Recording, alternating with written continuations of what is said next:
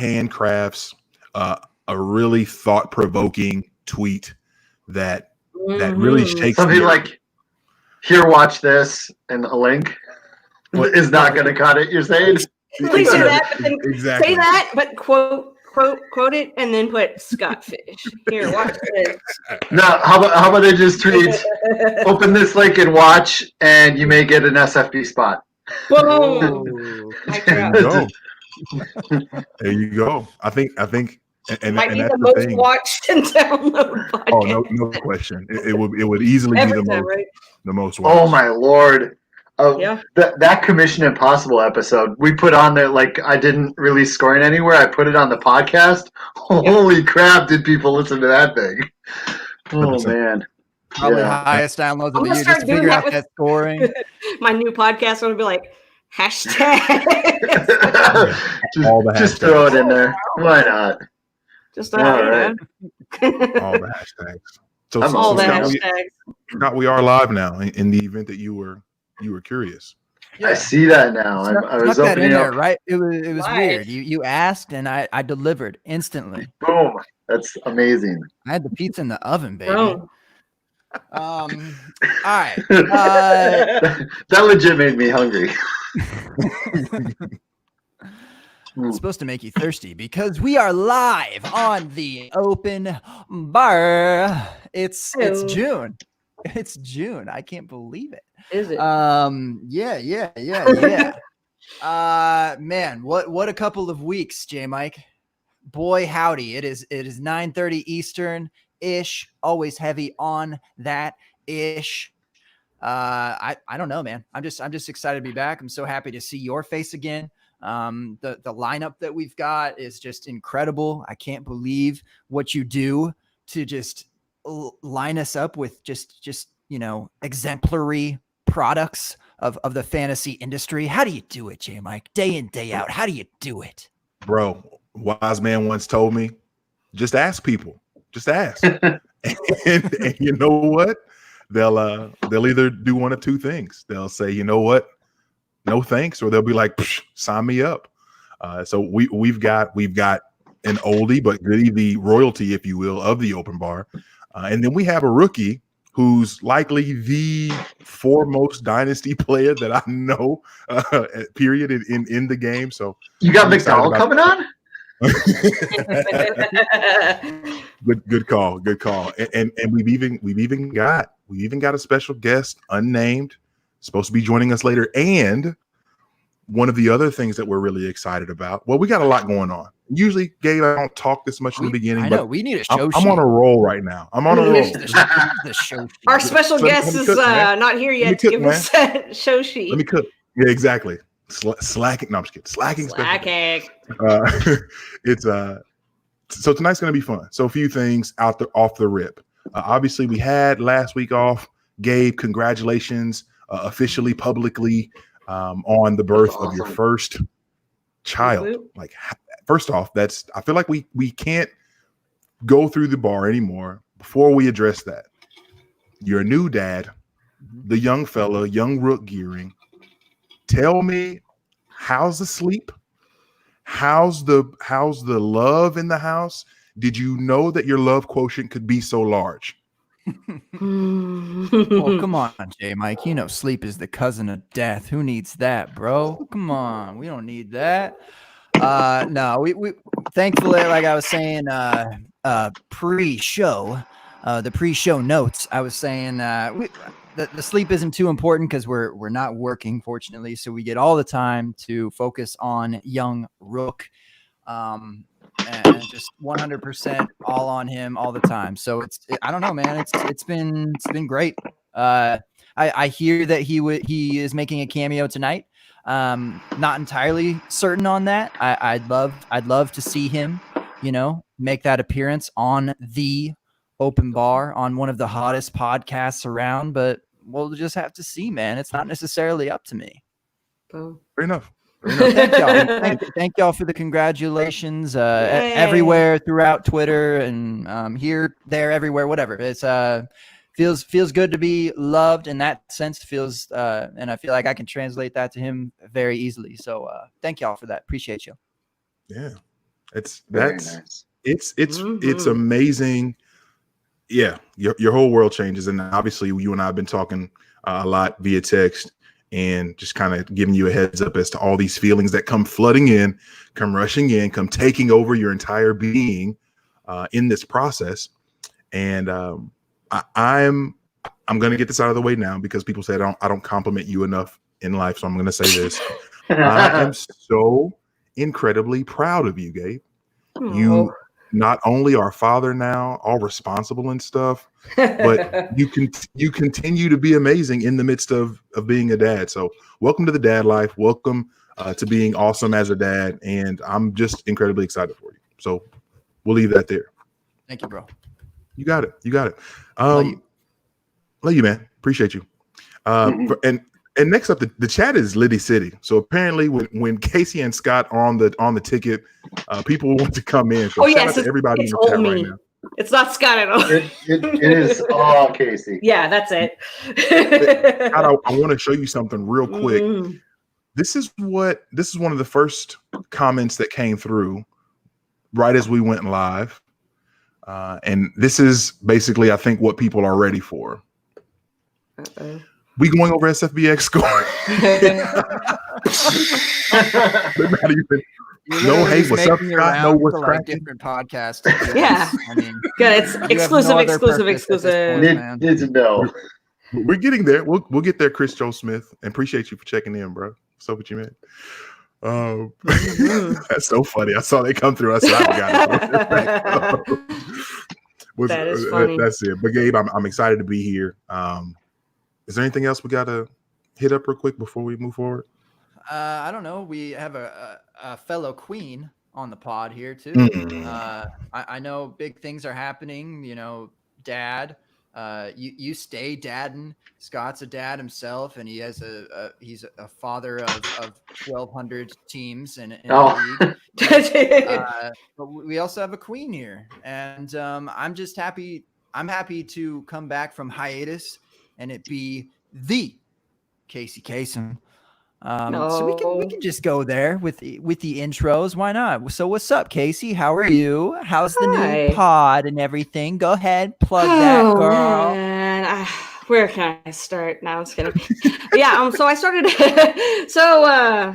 Drunk Casey, which comes out a lot, decided that a podcast was probably another thing that people needed right now.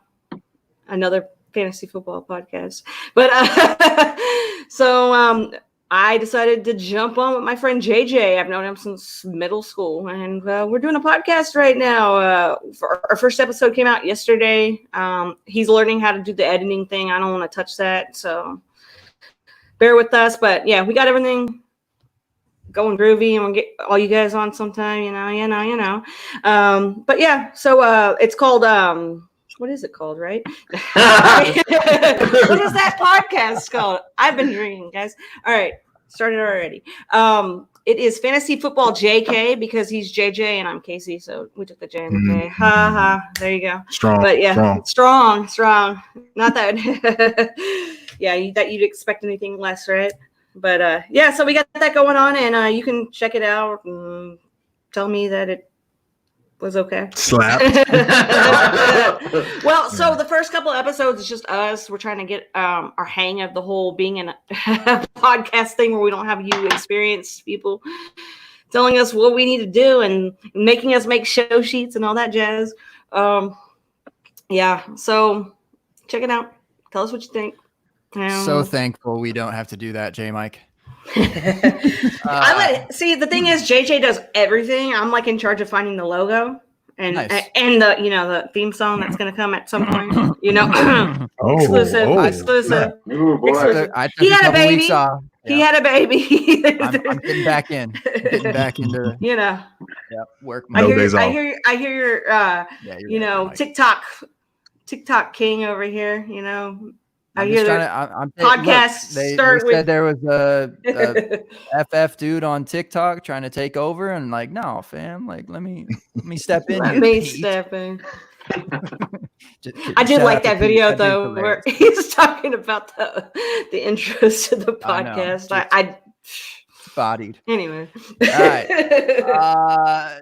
And I don't know if we kind of half sort of gave you an intro already, Scott, but and boy, do you even need one? Like, man, like I know people think that you look like Derek and all, and maybe they're mistaking you for Derek, the FFRX, but he's not invited to Scott Fishbowl. So no, he was very formally not invited. I love that. I love that. It's like a 5-year running joke between us, and I wonder how many people know what's going on when we do that. But yeah, we joke about that a lot. I pretend like I pretend that I have him muted or blocked, or I don't communicate with him. He's a good dude. He is. Oh indeed. man. So what's up, Scott? What's up in your life right now? Anything happening? No, just taking it easy. Just nothing going on at all. Not working 9 to 5 every day. Well, it's not even 9 to 5, but it's a lot of work, this SFB thing. But it's good. It's fun. There's good reasons behind it. It brings a lot of positivity, makes a lot of people happy. Every single ounce of work is worth it. So that's a good thing. Where are we sitting on invites? We are, I don't know, like 80%, something like that. Ooh. It's getting up there. 82% it looks like at the moment. We'll see. Well, see, that's what you're gonna do. You're just gonna double this thing and make it 2,400. You're just gonna go nuts, bro. I don't know about doubling it. That would be a lot. I will say though, we had over 1,800 people sign up just as analysts. Wow. This is growing. Wow. Yeah, and you know, some of them may not actually be analysts. They may just be signing up as analysts, but it does tell you this industry is really, really growing. There's lots of small podcasts and sites out there that I hope I can fit a bunch of them in. Maybe they'll, be able to network and that's part of the deal. Part of SFB is networking and connecting and getting to know other people in the industry. And I can't even tell you the number of people that I've talked to that were just regular fans that liked fantasy football and didn't do anything content related. And after SFB, they started doing content related stuff because they met friends. So I love seeing that. I love hearing about that.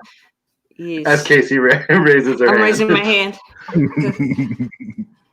and one of the things that's been my absolute favorite part of SFB, and since you're here, I guess we get to fanboy a little bit, obviously, but one of the really cool things is the fact that we always have this opportunity during this time for creativity, for ingenuity to really take the lead, because we see a lot of, obviously we have the fantasy cares component of the entire tournament, which is we're all about helping out people and obviously giving back to the less fortunate, things of that nature. But to see all the different ways that people get involved and do other cool things with other charities, with other groups, to be able to bring people along in this spirit of togetherness, it brings the community together in such a way that makes the other, I don't know how many ever months of the year when it's a lot of backbiting and elbowing and everything else. This is easily one of my favorite things because we have usually we have like the draft and SFB stuff kind of trickling in. This year we had the draft. We got to marinate on that for a while, and then you come flooding in with the SFB and all these good vibes. And it's I am blown away already at just how people are being so creative in what they're doing. This is fantastic. Yeah, it is. It really is. It's. I think a lot of people really want to get themselves in a positive mood right now because. Yeah. And that doesn't hurt. That this thing is just bathed in positivity.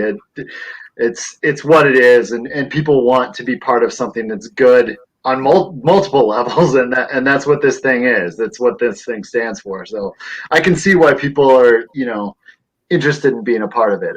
I very much love that, and I very much hate that I can't get everyone in. I don't have that kind of time or energy, or I just can't make it happen, and I feel bad. But yeah, I'm glad that even when people don't make it in, they like to participate in some way, and they still communicate with everybody that's playing and have a good time on the outside as well, which is it's nice to see. That's what's up.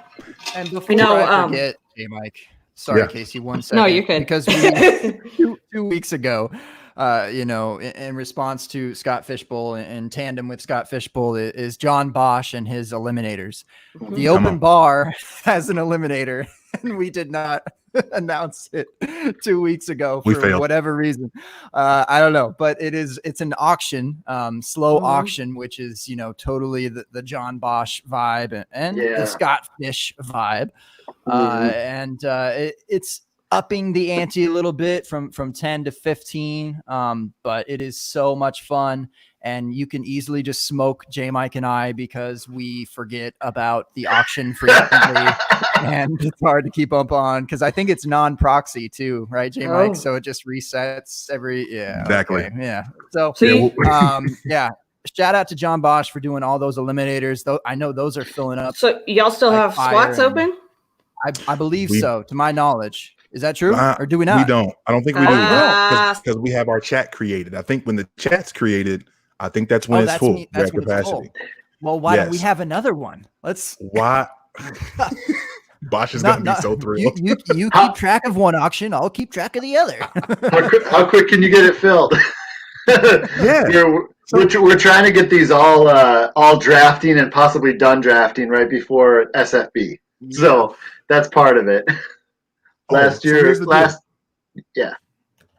So I'm going to reach out to Bosch right now.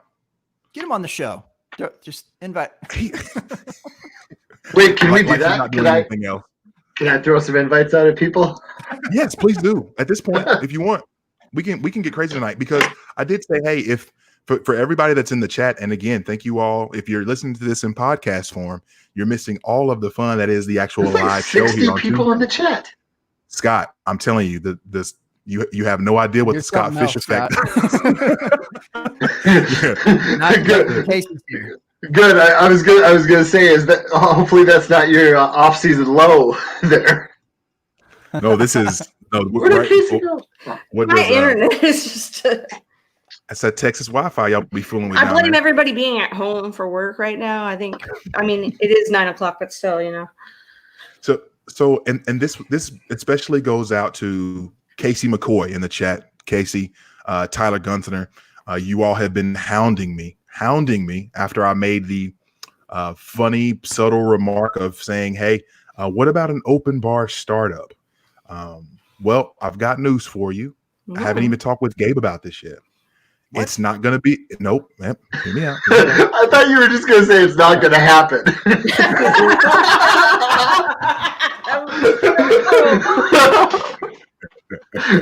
Stop asking. Hear me out. It's not happening. Go on with your life. Everybody, keep it moving. So let's do this. So we're not going to do a dynasty. However, why don't we do, in the spirit of everything that is wonderful with Scott Fish, we'll have an open bar best ball league, and let's do, instead of we won't do an auction, we'll do a draft for the heck of it, I guess. Well, here's the other thing, and the plot twist, just like Ding has said here. The plot twist. Gabe's gonna have a division. I'm gonna have a division. Oh. And we'll have to figure out what charity or what we're gonna do for a donation with that. But we'll do it for the heck of it, for the fun of it. It'll be a redraft best ball league, something around 14-ish teams. I don't know where we'll set it up at yet. Gabe, I know you're probably super upset with me because we hadn't discussed this, but hey, surprise. But I think I'm sorry. I think we can do a lot of good with it though. So if that's something that interests you, obviously you can hit Gabe or myself up on Twitter.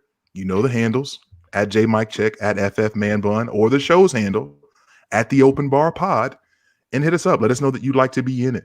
Again, that'll be like what, 28 people, 26, not including us, Gabe. We'll find a fantastic thing to donate to in terms of a charity, and we'll have a blast with that. I'm with it. All right, very good. Awesome. Yeah. Scott, the other day, I was listening to you and McDowell talk through this, and I was like, man, I don't want to commission a league, but I really want to commission a league just to be able to give back to folks. And I thought a best ball league is perfect. I like it. There's no trading. There's no nothing. You draft your team, and we just figured out the who does it. Yeah, you're done with it. and we want to get on fun, so I thought it'd be cool. That's awesome. That's very awesome. Especially adding any kind of charitable element to a league is just awesome.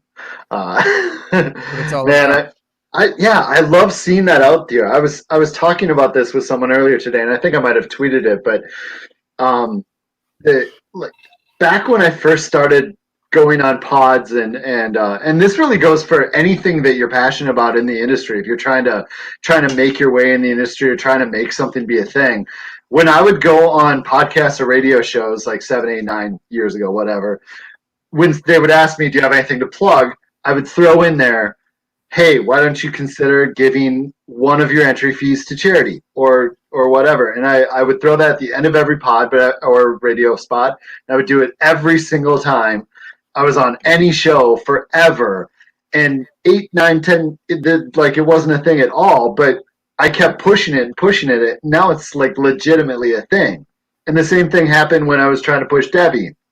And I kept thinking to myself, this is something to like put out there for content providers who are out there. It doesn't have to be like those two things, but if there's something you're super passionate about or super good at, get out there and try to push it on. Just try to get 1 minute on every show to try to push that. And most hosts, if someone came on here, you'd let a guy speak about or girl speak about like a passion part of the industry they like for a minute or two, wouldn't you? I mean, like J. Mike said, doesn't hurt to ask.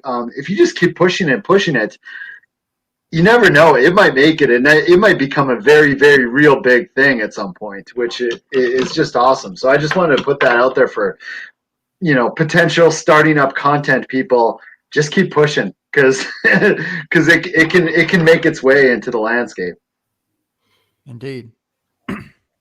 Yeah, man, so many people are doing things too. Like it's just hashtag doing things. Hashtag doing things. Our your nemesis or doppelganger or whatever, Derek and Tran are all about doing things. Hashtag doing things. So, Casey, I know you're trying to do another. You've done this already, and I'm just astounded that you've even done it like once or even for an hour. Or 15 minutes or whatever, like my goodness. So the freestyle game.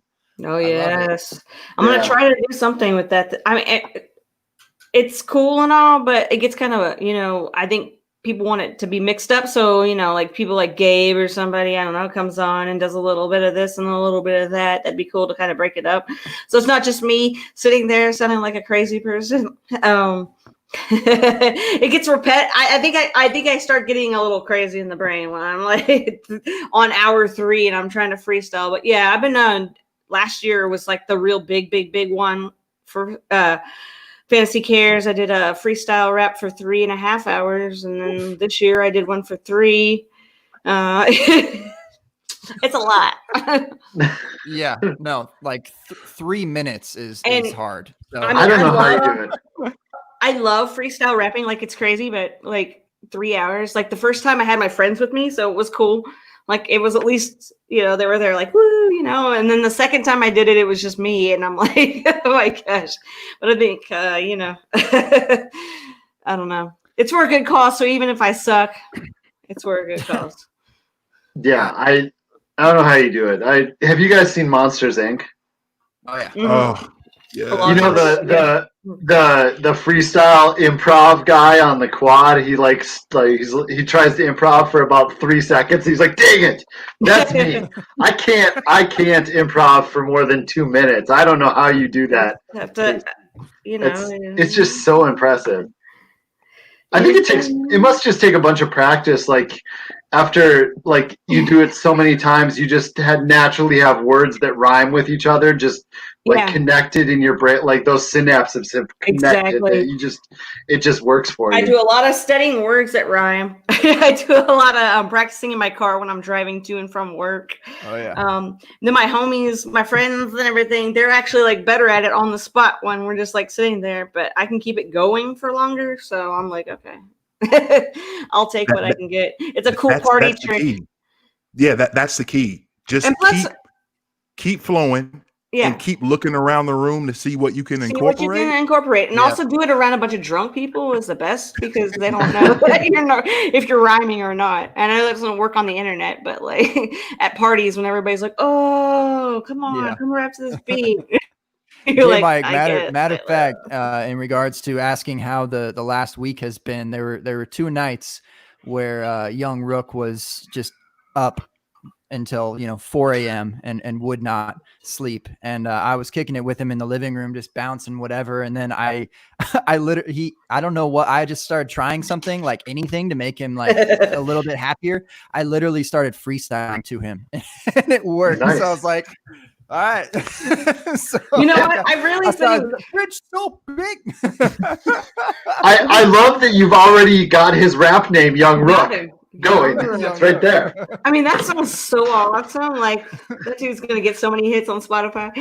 Listen, what we need to do is we do need to have a Scott Fishbowl freestyle rapathon kind of thing where all the homies that can rap. Yep.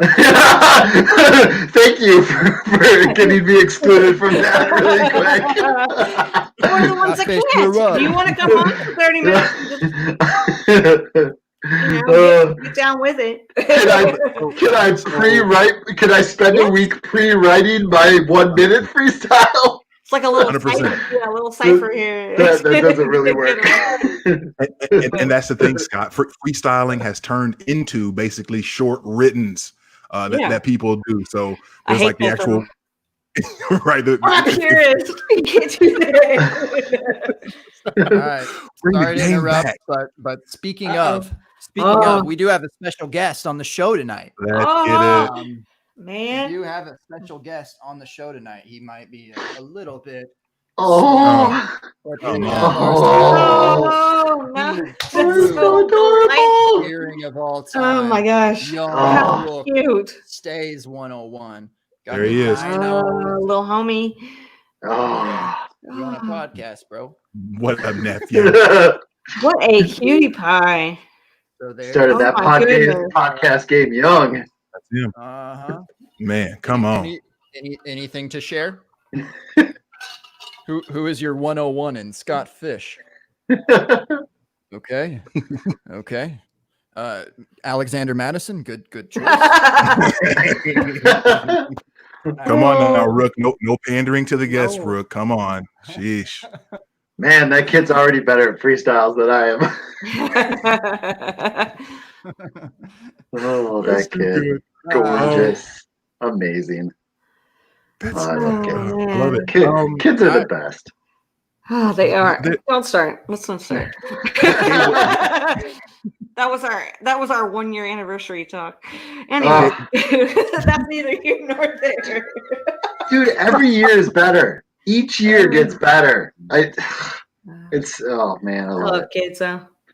Just Gabe, went through the end. Go for it. I was just gonna say, Gabe, I'm so glad that you're already starting the thing that you do, where you basically leverage any and all skills that you have to try to cope with what's going on in parenting early on. Everything is a March Madness feel early. It's just survive and advance. And I can literally remember it. I can sing to Maya the very first song that I did just while changing her diaper to keep her from screaming. And she laughs at it to this day, and she's 8. So it's like, it's so funny how that works. You just sing, you put dumb stuff together, and they start smiling and laughing. And like, how is this even happening? Yeah, talk about improv, Scott. Like, I don't think you're bad at that, bro. Because you're a father. I'm sure you came up with something. I don't remember. It's all a blur at this point, but it's a wonderful, happy blur. Oh my And goodness. J Mike, I know you say this, whatever, talk is cheap, but what is this song that you sang? Oh no, man. I don't know. Do we really believe it, or This I don't think he sang a song. no. There's probably no song. There's no song. Fabrication. All right. There's no song. There's We a get song, but Fantasy fabrication. Casey, it. don't make me like this, fabrication. Ooh. updating my Twitter tonight. FF fabrication. Sorry, I'm such a fraud. I'm sorry. One of the somebody asked, yeah. So I was thinking, what if we got like an SFB cipher? Come on, right? Everybody puts their rhyme together about a minute long. Make it quick. Put all the videos together. Yeah. Huh? I'm with it. So automatically out the gate, we've got Gabe, we've got Casey. I know Zach would put something together. Scotty from Fish. the Dynasty Dummies. Oh, Scotty Fish. I may have disappeared for a second. No. Freestyle Fish over here. We got Freestyle Fish. Freestyle Fish sounds like something I see on a restaurant menu that I'm not going to order. I don't know that I want this. Freestyle Fish. Oh gosh. No, let that pass. Pass that plate. You could always have a ghostwriter. Ghostwriter. See, even if I had a ghostwriter for some kind of rhyme, I don't think I could execute. Fair. Gabe, we have Stephen Jones in the chat. He was shouting out your rap game, not Stephen your actual Jones. verbal rap, Jerry's but your appreciate you. This podcast is now officially a Dallas Cowboys podcast. Thank you for the sponsorship there, Stephen. But your rap game, your swaddle game. Oh, look. Oh, y'all thought I could just rap? You're a rapper. I love it. Tell me that swaddle rap is tough, man. I feel like I saw a knee coming out there. Maybe you got a kicker. Wow. It's the one-time kickers matter. We just got this Halo swaddle. Oh, they're the best. You just put them in this like coat and zip it up. Yeah. Velcro on either side. You don't even have to know how to swaddle. And yeah, I mean, we just got that because dude just like literally breaks out. Just Derrick Henry. Yep. Man, he is beefy. Yep. That's awesome. Can Kyle Sinra, here we go. Since we continue the running joke with Matt Price, how we're a DLF podcast. By the way, J Mike, we also own the Scott Fishbowl. We do own the Scotch Fishbowl. Okay. Today. Open bar. We are wow. The open bar bowl. The open bar. In case that, you all were that rolls off the tongue. Well, let me tell you, it's a ton of work and you don't make a penny. So if that's what you. We're gonna leave that to you, bro. We don't want that one.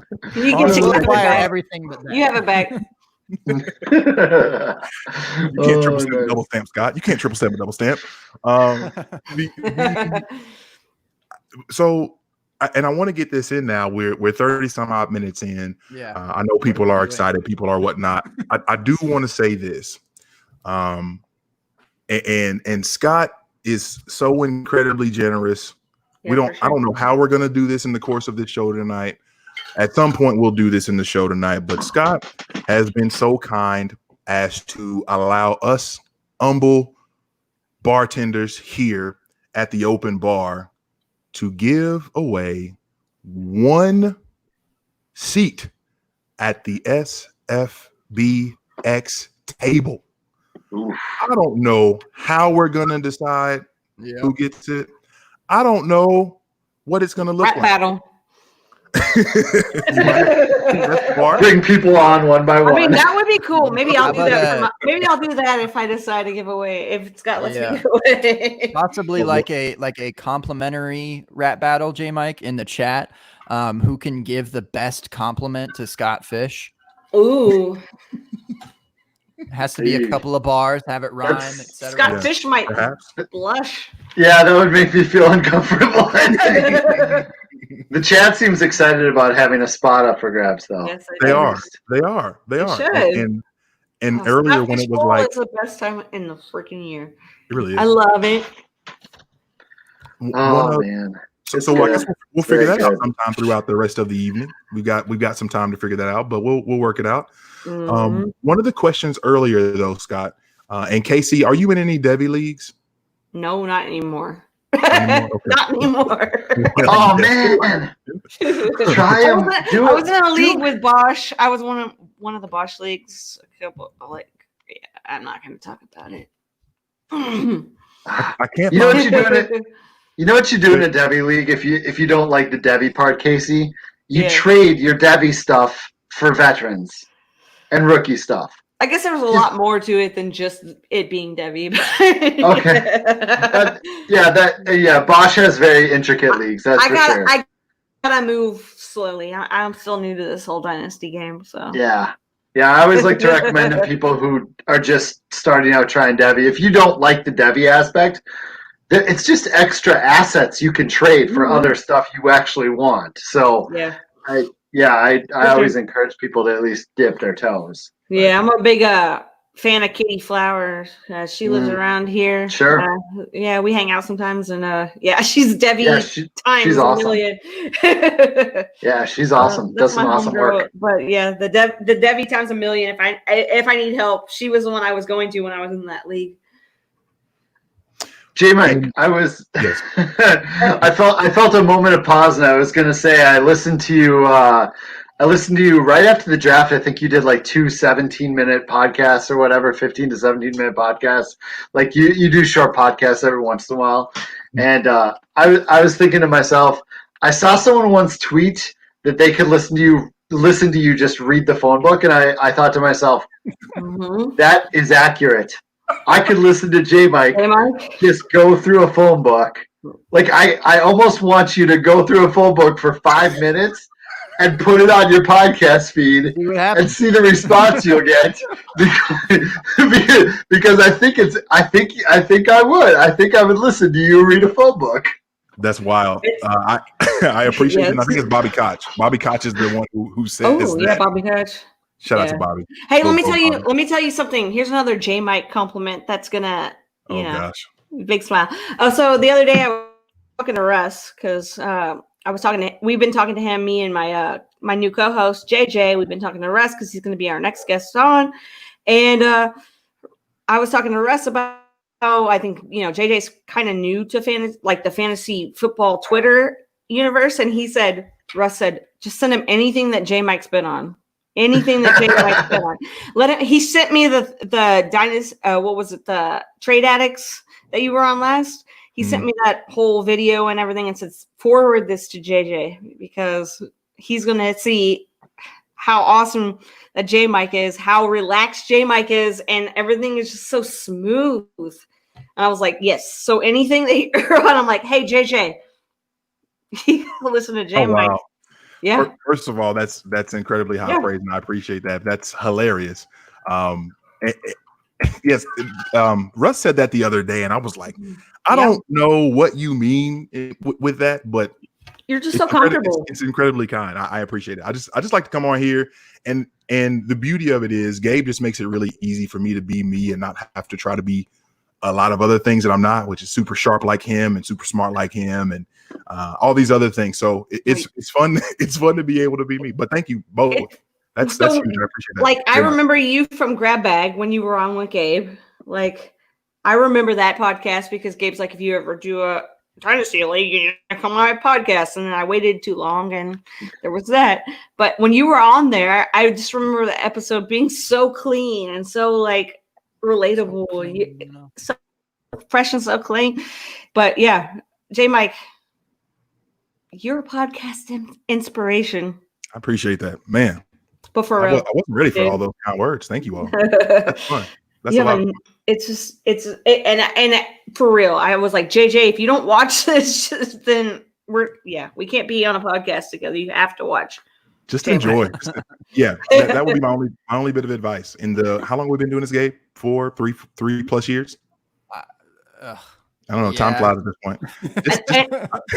I got all nostalgic today about like being able to like get to be a part of this community and actually like start doing stuff. You guys were the first ones who were like, come on our podcast, even though I didn't write anywhere, I didn't have a podcast, I didn't have anything. You guys were like, just come on.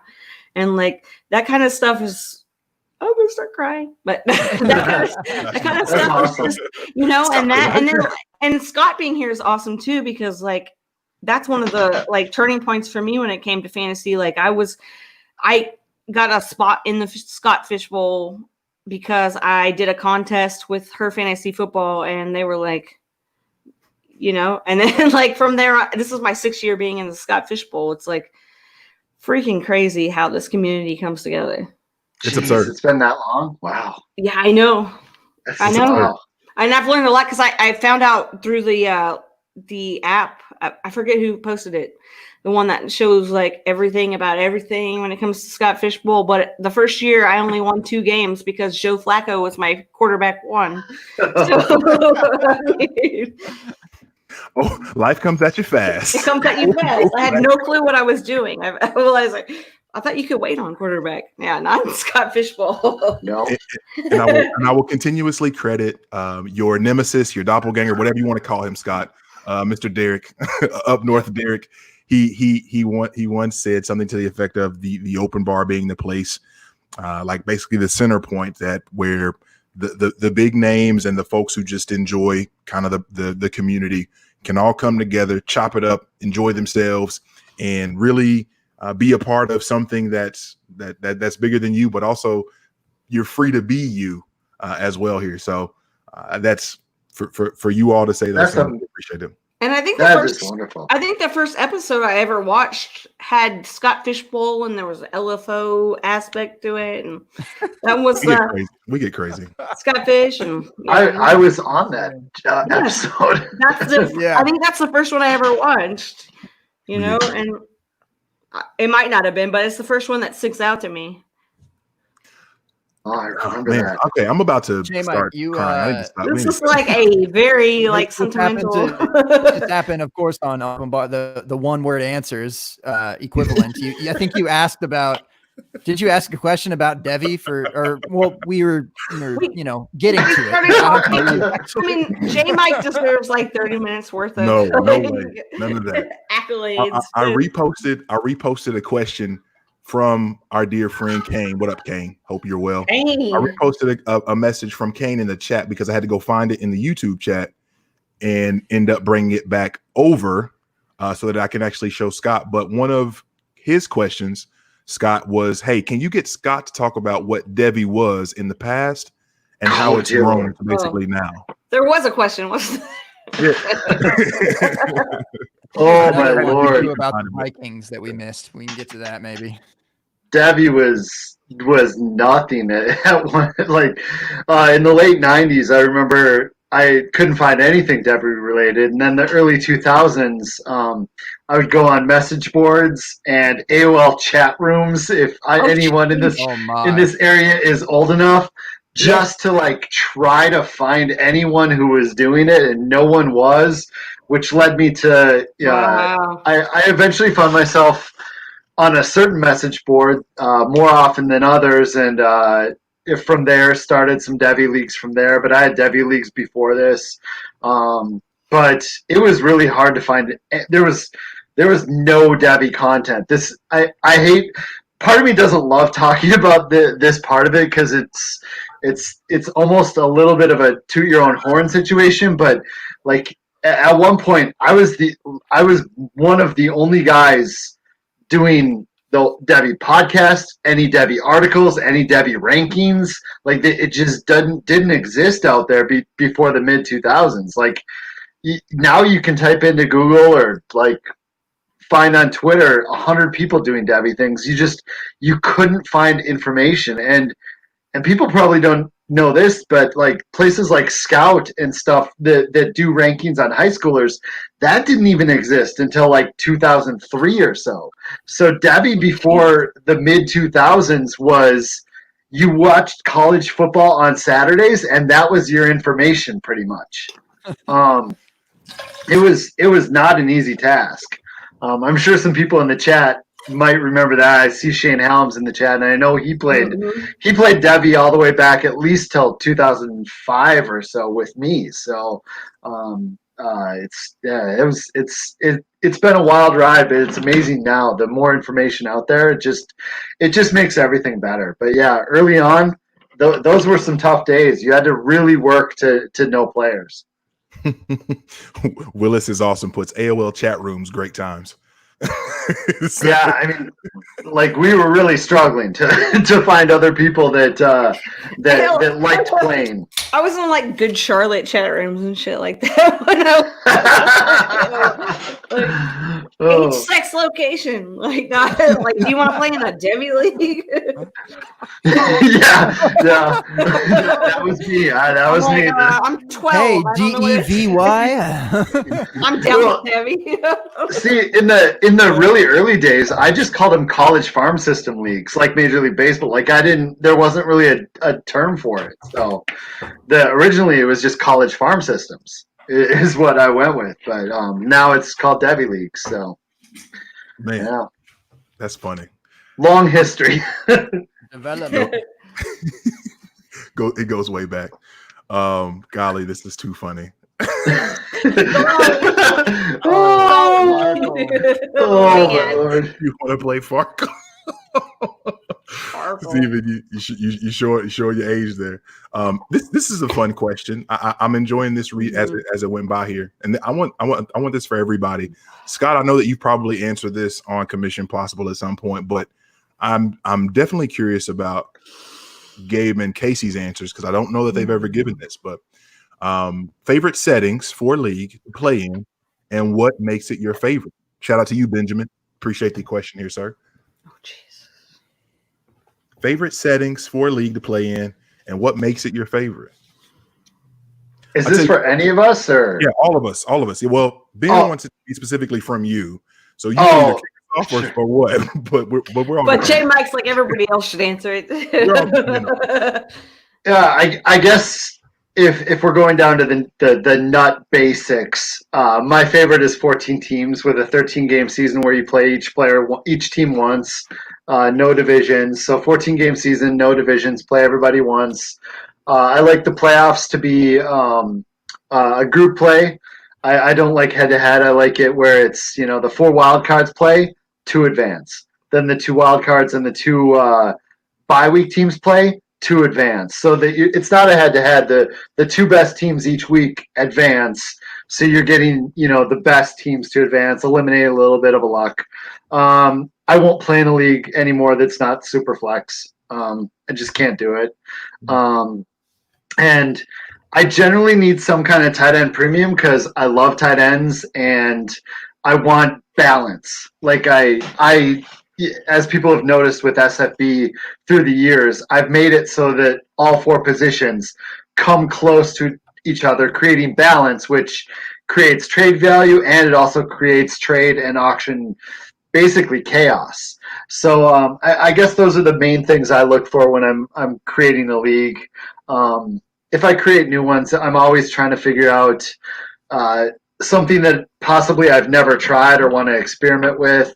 But those other things are the basic nuts and bolts that I need for my favorite type of league. So, real quick, Casey and Gabe, before you all get into it, what are your thoughts on 2 tight end leagues? Because they make me want to pull my hair out. I've never been in a 2 tight end league. Okay. It hurts so bad. J-Mark, are you doing this on purpose? Because I'm on here. Tight end is my favorite in fantasy. Like tight end is my absolute favorite. I probably should have been in a 2 tight end league. Okay. I'm not. And if you say it's going to make me pull my hair out, like I'm getting old, there's only so much. But that's the beauty. Remember, Casey, this is the beauty of it. We get to be in all these different leagues with all these different settings. I love so many different settings. I love it when all my settings are different and I get confused in leagues. I love it. It's my favorite thing is when I'm like, is this a super flex? Is this whatever? Tight end premium times a million. I love that. So great. My brain loves it. Does Gabe like 2 tight end or something? Is that why you brought it up, or? J Mike and I have been in a league with 2 tight ends, and it was incredibly difficult. Did you not make us have punters in one of our leagues? Don't even start. Punters are fun, man. The LFO league. Fun. Like, the LFO league, yes. So tight end, if you do tight end premiums, you have to make them extreme, as I've done in my leagues. You've noticed, just to make them make a difference. If you're doing like 1.5 PPR for your tight end premium, that's not going to do anything. That really isn't. And I could argue that if you're only I generally increase the first downs and the receptions, but if you're only doing receptions, that generally just makes the top guys advance from the field more. But I researched 2 tight end leagues, about 3-4 years ago, and I looked at 30 plus different 2 tight end leagues, and every year of those leagues, and I don't remember finding a single instance where the league winner didn't have a top 3 tight end. Wow. You cannot stream tight ends to make up that difference. I have spent hundreds of hours, if not thousands of hours, going over scoring and lineup settings and run thousands of leagues. 2 tight end is the most detrimental setting to a league I've ever seen, researched. Ever. It's not even close. It is easily the most detrimental setting I've ever seen for parity. If it's unreal. That said, and I always say this on Commission Impossible too, play what you love, man. If you love that, if you love how difficult that makes that, if you love that the tight ends have that much value, the top ones, and you have to like pay super hard for it, I'll do it. Totally do it. Like, I'm not going to dog on 2 tight end leagues, but I will say, if you're halfway through the season in a 2 tight end league and you don't have a top 3 tight end, throw your cards in. Just start making trades for next year because you have so little of a shot of winning. That sucks too because it sounds really cool, but yeah, I'm fine with 2 tight end leagues existing. It's just such a tough setting to overcome if you don't have a top tight end in your 2. So what you're saying is my home league should be like that with the people that don't know anything about anything. I should just okay. Here's another thing about 2 tight end. I'm talking about 12 team leagues and 14 team leagues. If you're in 8 or 10, it's better. You know, an 8-team league with 2 tight end, I'm fine with that. A 10-team, all right, I guess. Probably not, but okay. Once you get to 12 teams, it's super detrimental. But that's just my sense on that. All right. Now you're scaring me off of these 2 tight end. I'm not there now, there are people that absolutely love it, and it's absolutely fine. And I would think you just have to mentally adjust your strategy. It's absolutely. And I love that. That's the when I hear like little rules that are kind of crazy, stuff like that. Okay, 2 tight end, whatever. But then hearing you guys talk about it, I do see the disparity between tight end 1, 2, and 3 and tight end 15 is a big gap. Yeah, I don't know. You can't get tight ends off the waiver to stream, and if you have 2 lower end tight ends. So I guess I'm going to stick to my 1 tight end leagues and hope for the best because it sounds like 2 tight end leagues is anxiety. Well, let's do this. Since we're at this point in the show, we have and we said we had a 5th coming through. Yeah. Why don't we just get our 5th perspective? Maybe this will be the deciding factor. And we're live. Without further ado. Oh my God. You did not just do that, Scott Fish. What? Do what? What did I do? Oh, I see your screen share that's sitting in the background there, bro. What is wrong with my screen share? Ain't nothing wrong with it. I think it should be on the board. I love my screen share. What was it? I got kicked out. I Oh don't know my what it gosh. was. I'll bring it back. Mike. But before we get it. do, we've got our fifth tonight, Miss Liz Loza. First time to the open bar. Miss Loza, how you feeling? I'm great. I'm great. It's great. 2020 is great. Don't we know? We love 2020. Wait, I have a question. Have we made it great again? I feel like maybe with the greatest we could possibly make it. Talk about it. We did it. Talk about it. So one hat I don't own. Damn it. The one hat. Oh, boy. I'm not sure how much you're missing with that, Casey, but no. I'm not making anything great again. I'm personally not making anything great again, so it's okay. Oh man. Casey, can we talk about your tattoos though? I feel like we need to pump the brakes a little bit. Like, wow. I mean, like I know that you're like, I'm thinking about getting my first tattoo, and like, here's the thing. And now I had one. When I met you, I had a tattoo. Did you? I had one tattoo. But where it was was on my it? shoulder. You couldn't see Okay. it. And now it's sort of like, oh, but I mean, were it not for maybe God bless quarantine for slowing this roll a little bit. I've been in contact with my tattoo artist. Oh God. I feel you on that though, Casey, because I've been thirsty for a tattoo myself, and now I've literally not been able to for 3 months. Oh my gosh, I've been going crazy. Now with a kid, I feel like guilty if I wouldn't just got a tattoo. Like, why would I do that? But if you get your kid's name tattooed on you, no, I have words about no. Here's the thing. If you need to get your kid's name tattooed onto, you're not a good parent because you should have that shit memorized. You don't need a reminder. My dad's like a 60-something years old. He just got tattoos, and it's my sister's name on one arm and my name on the other. I know you love it. I don't mind. So I've thought about the tattoo. Scott, a bit, but oh my God, can Scott Fish get a tattoo? That is a tattoo. I am here for that. I want a Fishbowl right on that tramp stamp. Right above, oh man. Right above the fish booty, just a little tank. Fishy booty.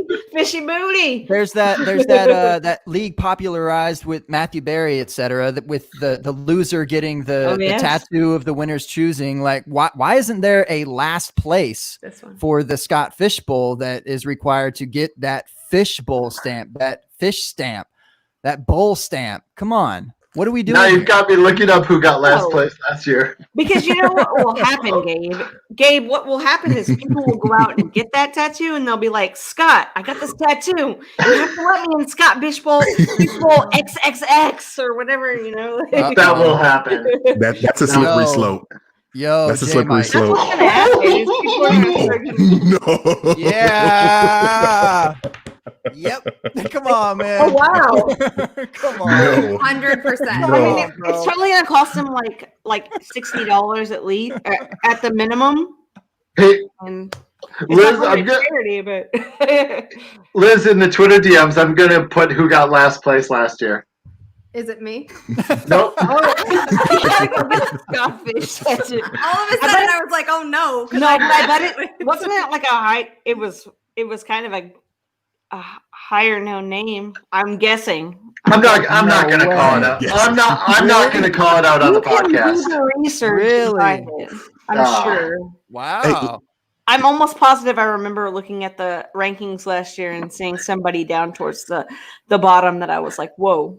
I think I came in dead middle. Like just right in the middle. Super mediocre. Yeah, like you gave up in week 10, other people gave up in week 7. In fairness, the guy listed in the DM, he actually won 4 games. Yeah, but he won. Yeah, but he had the lowest points. But I went 1-12 one year, or 1-11 one year. It happens. It Are happens. you saying that you owe a Scott Fishbowl tattoo, or No. Right on the back of his head. I have no tattoos, and getting a tattoo would be like that's divorce worthy to my wife. But also, So, you hit a certain age, and I feel like it's 35. okay. I feel like 36. Because we're like similarly aged. Believe it or not, Casey and I are the same age, despite our lives being very different. But I feel like you hit an age where like now it's like, are you just thirsty? Or did you know what I mean? Like that. I'm thirsty. I'm trying to start a brand. I hear that brands are very important. So like last summer, true story, I wanted to get one like a butterfly, which is already a bad thing. Like I wanted to get a butterfly. My sister has a butterfly. It's cool. Around my ribs, like opening around my ribs. But that's like a sexy spot. That's where I wanted it, and then I was sort of like, lady. You can't, what are you thinking? I just got a nose ring instead. Got a nose ring instead. That's even younger than a tattoo. You can get a nose ring. I have a little diamond. I had a nose ring, and I definitely like. My boss was like, "Huh? Did you get a nose ring?" And I was like, "Yeah." You should have seen what I was about to get. Especially with the lights on this camera, you know. It's like it's just enough swag without you feeling like you got too crazy, but you got just enough crazy to show it off. Like, hey, you see me? Yeah, you see me? Right? Yeah, just like enough. That. I don't know. I had a belly button ring for like a minute when I was a young impressionable. Right? Everybody did, Everybody did. Yeah, I did. I mean, we all did. But that we got hook, right? A hook with the like ruby. It was like with the fake ruby, the red zirconia. It was like a trail of jewels. He was a belly dancer. He had the bobber, the swivel. Was it like the loop, or was it like a trolls gem that you had right there in the middle? Are you asking me or Scott? I think it's Liz, because I was completely joking. Definitely, I had an earring for like 20 years, but nothing else. Yeah, I don't know. To answer your question, it was just the hook. Okay. Uh-oh. We got a snitch in this so-called chat here. Yeah, they're all saying Brad Evans. Uh-oh. Okay, let me tell you something. I was not okay when I met Liz. I also met Brad on the same day that I met Liz. Brad and I were in the same Scott Fishbowl division. We both timed out on that day, like 2 years ago. It was the day that Zeke Elliott was an asshole to me, that I drank so much alcohol that I almost died. No, I didn't almost die, but I drank a lot of alcohol and had to be driven home by my wife, who was very disapproving. But yes, I remember that Brad Evans and I both timed out. Also, can we talk about the first time we met Casey? Because I see Casey and she's wearing this Scott Fishbowl t-shirt, and I was like, oh, those are my people. Like, I don't know who this woman is, but like, look at this chick with glasses. This is my jam. Yes. And so I like just walk right up to her, and I was like, hi, are you in the Scott Fishbowl? And she's like, I'm just wearing the shirt. No, I was kidding. But she gave me side eye. She was like, okay, Liz Loza. Yes. I'm like, this girl here on is like, and I was like, is someone behind me? Like, what did I do? And she was just like, drunk. You were not nice, Casey. Like you were not, not that you were mean, but you were just very like, and who are you? And I was like, bitch, I'm on stage. Like, what do you mean who am I? Yeah. See, that's why I was like that, yo. No. And then like we talked about our dogs, and I met your fiance, and it was lovely. Good. It was good. You know what, Liz? Look what I have right here. This right here is a picture frame, and somebody gave me this picture frame. Who do you think gave me this picture frame? Who wants to guess who gave me this picture frame? I'm gonna guess that that's from the Liz Loza. That is from the Liz Loza. That's amazing. People don't know that I'm that nice, though, Casey. No, like that's people don't know I'm nice. So here's the thing: like I was at that time, I didn't know anything about anything, and then the fact that you were like, "Oh, Scott Fishbowl," and I was like, "Shit." And then I told my fiance, I was like, shit, I don't know this girl, but I want to know this girl, you know what I mean? Like, oh, and she's like, oh yeah. And even when I talk about you now, when I was like, when you sent us that and everything, she's like, oh my God, that's the girl that was talking to us about the dogs. And no one knows that I gave you any of that, but like people, I don't know. I think I have Scott, you and I have talked about this. Like Scott's like the nicest man in fantasy, nicest person in fantasy. And like, I feel like, don't tell too many people I'm that nice. Like, we don't need them knowing I'm like Midwestern nice. Liz is crazy nice. No, she's super nice. Like, here's the thing too. When you're like a person who is on, that like plays fantasy football and is like, oh, nobody knows who the hell I am. They don't really care. Then when somebody like Liz Loza comes up to you and is like, oh my gosh, Scott Fishbowl, and you guys like kind of have a connection, it kind of changes your opinion on somebody. You know what I mean? Like, I didn't know you. And then Zeke was bad to both yourself, of us. right? Okay, yes, right. So we were talking about that beforehand. Before any of that even happened, we were talking. I was talking, you were listening, okay? Because you're a nice girl. But I was talking, you were listening. You're such a nice girl. Yes. Although she was like, why didn't you give me a vodka soda? Anyway. What just happened, y'all? But really. I've been drinking. J Mike. So, well, it's the Liz Loza. Dave, you're still here.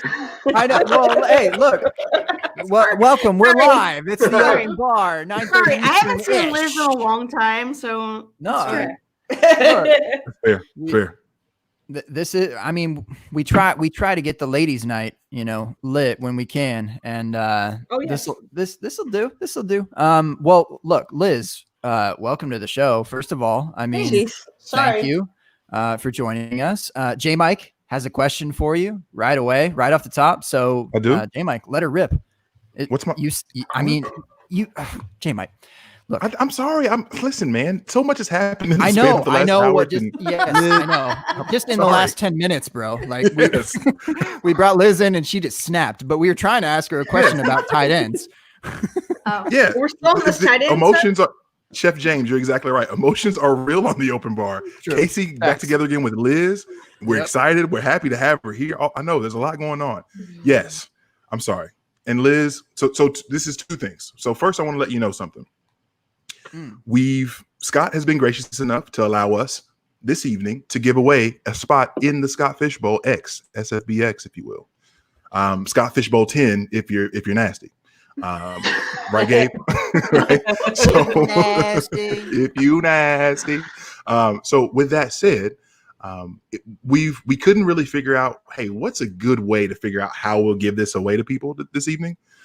So for a while, people were giving or basically giving us in the chat their wonderful bars that they were saying. So various raps that they would rhymes that they would put together to try to be able to impress Gabe, impress Scott, impress Casey, myself.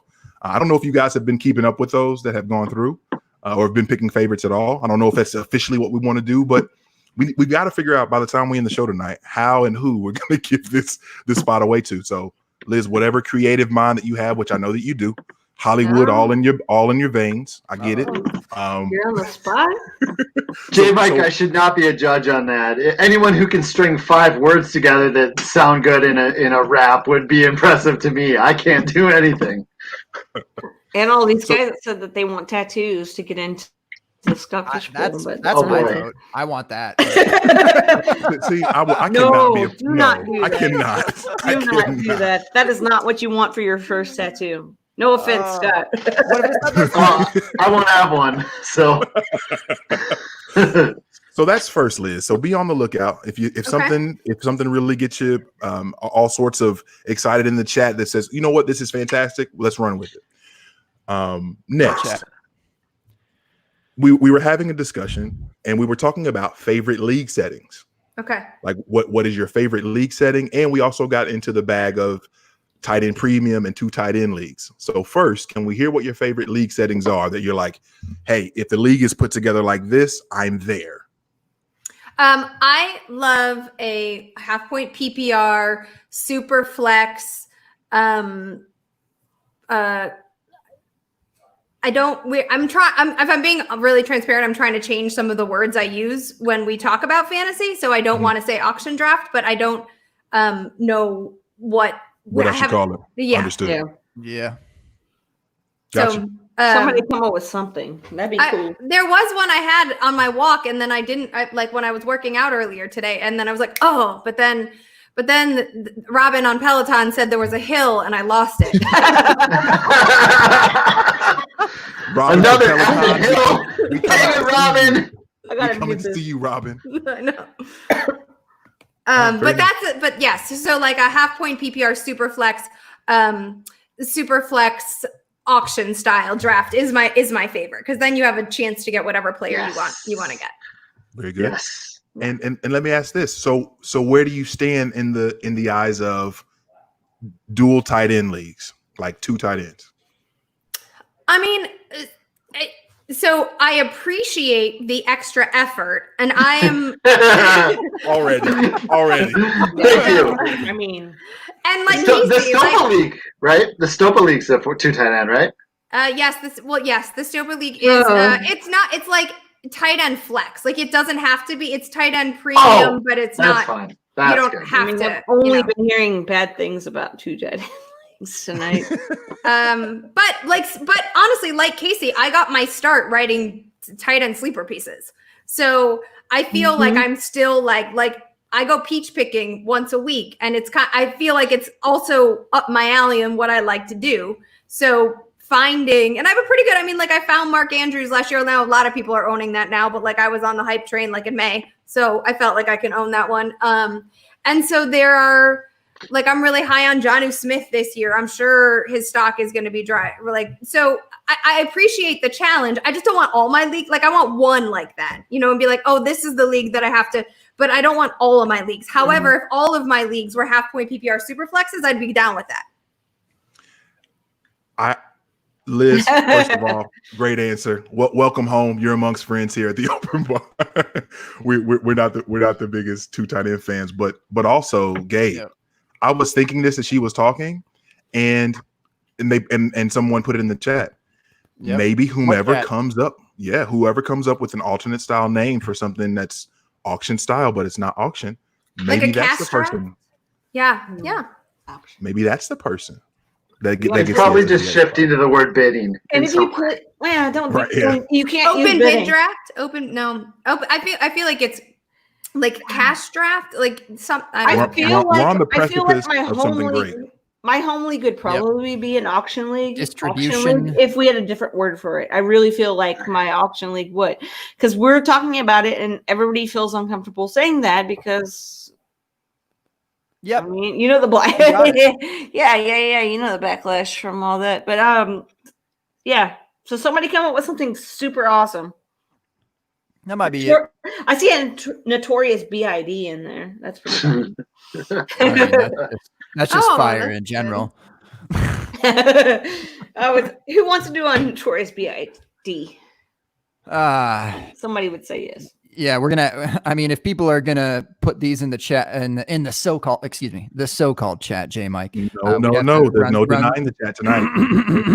No. We're gonna have to run through those later. Or we can decide now. I don't care. It's whatever's clever, but certainly needs to be changed. So two tight ends, they suck absolutely. Yes. J Mike and I drafted Rob Gronkowski in the first round of a league one year that we were in, like some podcast league, a redraft podcast league, and we got Rob Gronkowski, and I think that was the year he was off injured. That's kind of the case, but for him, but he seemed to be more injured that year, and man. What were we running with, J Mike? Like, I can't even remember the dudes that we were rolling out, like just locking tight ends, like might have caught a touchdown in their career. So I don't know. My natural defense mechanism my natural defense mechanism is to just repress everything that hurts that bad. I don't remember what we did in that draft. All I know is it was awful. That's really all. One thing I like about leagues, and I'll admit that I'm not very good at keeping up on this John Bosch league, the power hungry league, because there's so many like superhero powers that I like cannot keep up with. And then all of a sudden they like stole Dave Njoku from my team. And I don't know how they did that. They just had this power that allowed it to happen. And I'm like, but why? And he's like, well, you left him on your bench for 5 weeks, buddy. Okay. Well, anyway, one of the things that they allow is the champion to pick a new rule for the next year. Typically in regards to scoring, which I think is fun and interesting and can just throw things, awry and makes it a little bit more fun but just don't add like more positions, but to mess with the scoring is kind of fun. Something like that. And I do want to get in because Scott, the only place that I've ever played in a league that had what you're talking about with the kind of the pooled tournament play, like, hey, we got 4 people in the first round, and you're not going against anyone else. It's just top 2 scores advance. Was in Pigs 3, and RIP my time in Pigs 3. But that's besides the point. Point being, I really like that. I really like that style so much because at the end of the day, like the entire goal, obviously, is to have the best team that you can possibly have, specifically at the end of the year, right? Because you want to be in it to win it, no matter what that looks like. And so to be able to even limp into the playoffs and still have a chance, like a strong chance to still make it, like that. I like that. I like that a lot.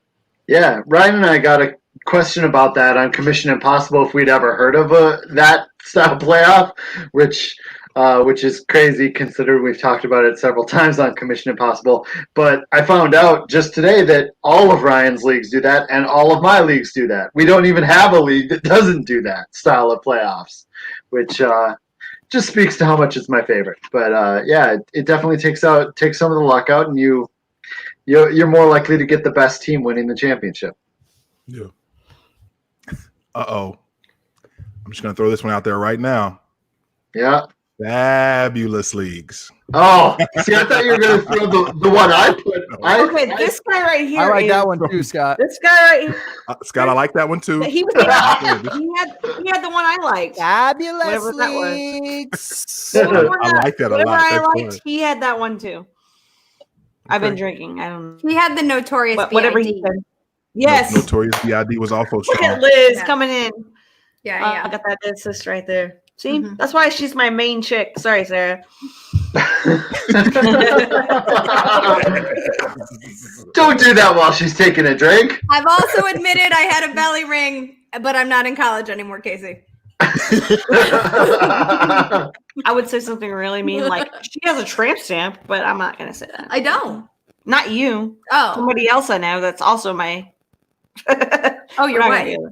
No, not my wife. She doesn't have a tramp stamp. Oh, J Mike, take the mic and do something right now. Me? Is it me? It's not Fish. He's a battle rapper with the tramp. Was I not watching at some point? Most people, when you come on you hear the horror stories of waking up with a scar where your kidney should be, but for me it was a tramp stamp apparently. Yep. Just woke up and I had it's probably a tweet on your lower back that says like, I donated this amount, so put me in or else. The end. Hey, the fantasy community did all of that. I saw the same one, Jay. Not me. It's like this guy. Fantasy community. This guy. I don't know either. What's up, Daryl? Hey, but you know what, Liz? You're new to this. I've been here a couple of times. Just a few. Just a handful of times. Yeah, we're all over the place. And Liz, I don't know what's funny is, and I'll give everyone a peek behind the curtain for a second. Usually, when we throw out the request or the ask for people to come onto the show, what happens is, and Gabe always laughs at me because I give this big long spiel about how, hey, we're this little podcast and we like to have different people come in, and it's just like we're chopping it up at a bar, just talking football, talking randomness of life, all these fun things. And I didn't get to give you that spiel in this instance because Casey was already like, listen, I'm gonna go talk to Liz, and then I'm gonna bring Liz over, and Liz is gonna come through and we're gonna have a good time. So I didn't need to give you all of that, but yes, what you're walking into, what you're here for right now, is Liz not is the best guest on any podcast. This is kind of par for the course. So sorry and thank you at the same time. No, I'm having a good time.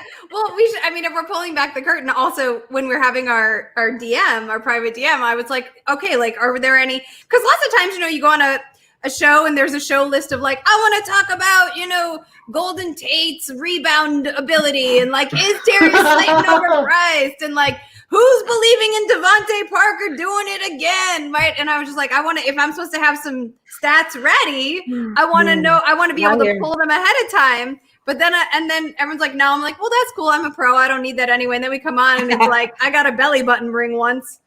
Okay. And that's how we know you're a pro. You just jump right in like, yeah, it was the hook kind. You know what I'm talking about? Yeah. Like, this podcast is like the best podcast because it's so off the rails. I love it. For the people in the chat, we're actually joking. It was in the show sheet that we would talk about belly button rings. Yeah, it was 1.3. If it was a show sheet, right below tramp stamps, right there. Yeah, it was between Baker Mayfield's weight and like Daniel Jones's ADOT. That's we were gonna right between those things. I mean, we were also gonna talk about what quarterback probably has a belly button ring, and Baker Mayfield was also on that list. So I mean, Hundo P. Definitely, like if any Baker, him and Zeke Elliott, bro, and Gardner Minshew, they all have them. Gardner has a tramp stamp, 100%. He smells like patchouli too. I guarantee you that. Duval, baby. Duval, baby. Duval. Oh man. No, Kyle. There are no rails here. You know better. You know better than that. Where did you go, Gabe? It's almost like you have a newborn or something and have to leave randomly. Yep. Gaby baby. Hey. I know. I can't imagine that like in the future now, J Mike. Like I just have to. No. Can you wait? I mean, can you even imagine when his child is on this podcast coming in? Dad, let me tell you about Frank Gore. And this is year like 2050 or something. Yeah. Let me talk about Frank Gore. Let me tell you about Frank Gore real quick. Let me tell you about Frank Gore. And he's like, no, I already know about Frank Gore, Dad. Like he's still playing. He's still playing. He's like the running back one for the Saints or whatever. Speaking of some father-son duos, there are a couple in the fantasy industry, and one, Tyler Blosky makes the scrolls for Scott Fishbowl. The scrolls. He literally writes out the ranks on paper. He's in the paper. Don't know why, but yeah, let's get it. Scrolls. I like this one a lot as well. Not sure if you saw this. Strictly business leagues. The business leagues. The word play. I dig that. Okay. I think a lot of these are going to have a lot of work to educate people. Yeah, I think a lot of older people. Yeah. No offense, are going to be it's going to have to hit for everyone, That's fair. All right. But it is fire. The search continues. That one I said earlier from, I don't remember who did it. That was my favorite so far. The guy who had my favorite, the BID. I lost it. Anyway, I found it again. He was funny. I like him. I want to follow him on Twitter. Tell me your name. You guys know what you're getting into when you ask me to be on your podcast. I'm just saying, you guys know what you're getting into. Did you just open 7 White Claws at one time? No. So I have a flask. I have a flask of vodka, and then this is just sparkling water that I add to the vodka. Oh, not White Claws. Double dipping. I thought you did the White Claw and the vodka. It sounded like she was like. I'm sorry. Like you guys get some White vodka. I forgot to mute. I'm sorry. The White Clodka. White Clodka. Hey, if you're gonna drink White Claw, you have to add vodka to it because drinking White Claw by itself is just ridiculous. Now, Liz, I spent some. I just want to give you a quick heads up. I also spent a little bit of time. Don't let my quarantine beard, my wild hair right now fool you. I also spent some time in Hollywood myself. And Scott pulled up the picture and I laughed at it, and I'm going to share it now, Scott, for the world here. Liz, I was an extra on Black Panther, and one of the coolest parts of it is that people always ask, like, hey, I see your Twitter bio, and it always says Central Wakanda is where you're from. Like why? Why is that? Why do you think that's so funny? Like, why do you do that? And then I just show them this. Yeah. I show them my time as an extra. Yep. That's dope. Yeah, that's amazing. And Wait, are you lying? Is that? I feel like that's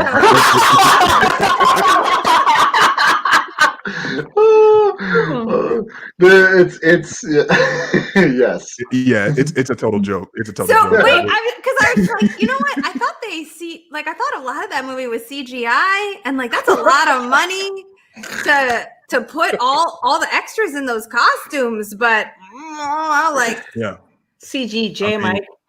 CGJ Mike. I mean, this is you talk about what do they call it? What do they call it?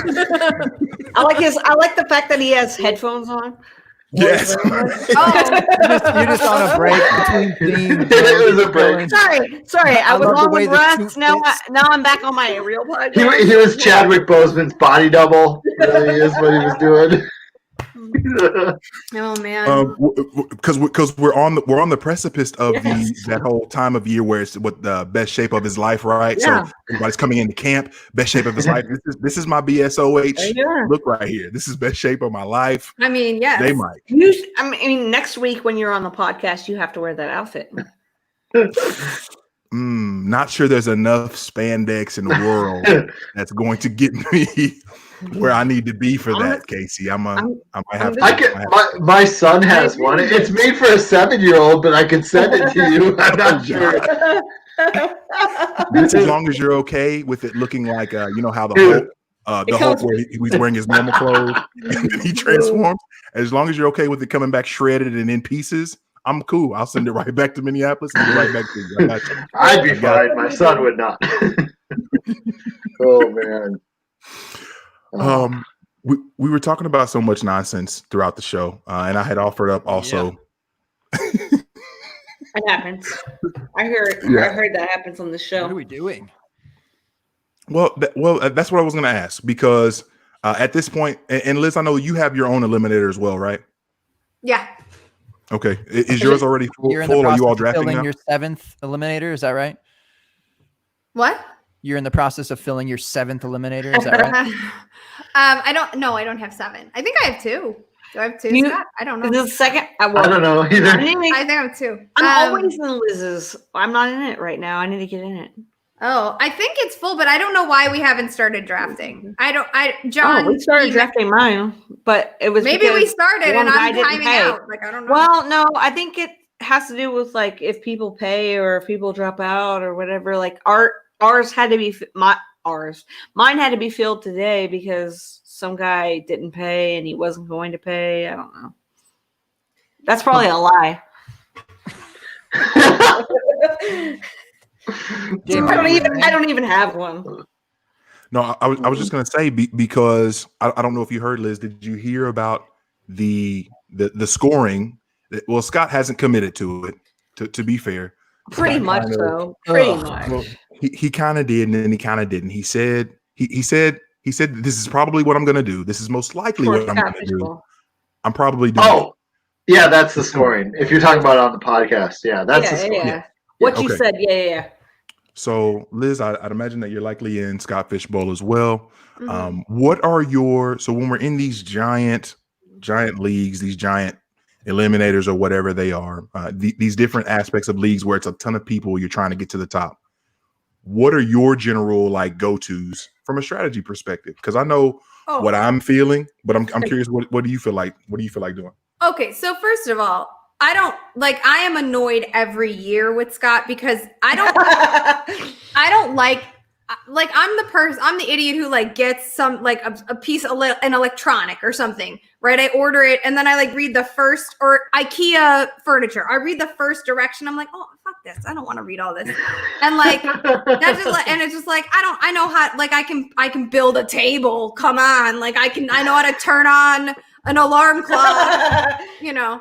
And then I'll hear people. I'll go on the podathon and they're like, so what do you think of the scoring this year? And I was like, I mean, it's super flex. What do you mean? What Didn't check it. No, I don't check it. And then it's sort of a like, but now I have to check it because the fame of because Scott, when you like, I think when you started it, I was like in the first or second.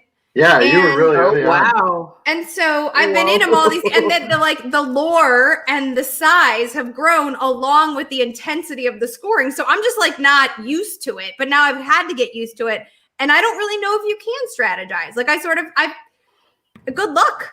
Like I mean, get your quarter. I learned how to get, here's the thing. I will say the reason I like Super Flex is because it doesn't matter if it's Scott Fishbowl or some other league, I always wait too long on QB.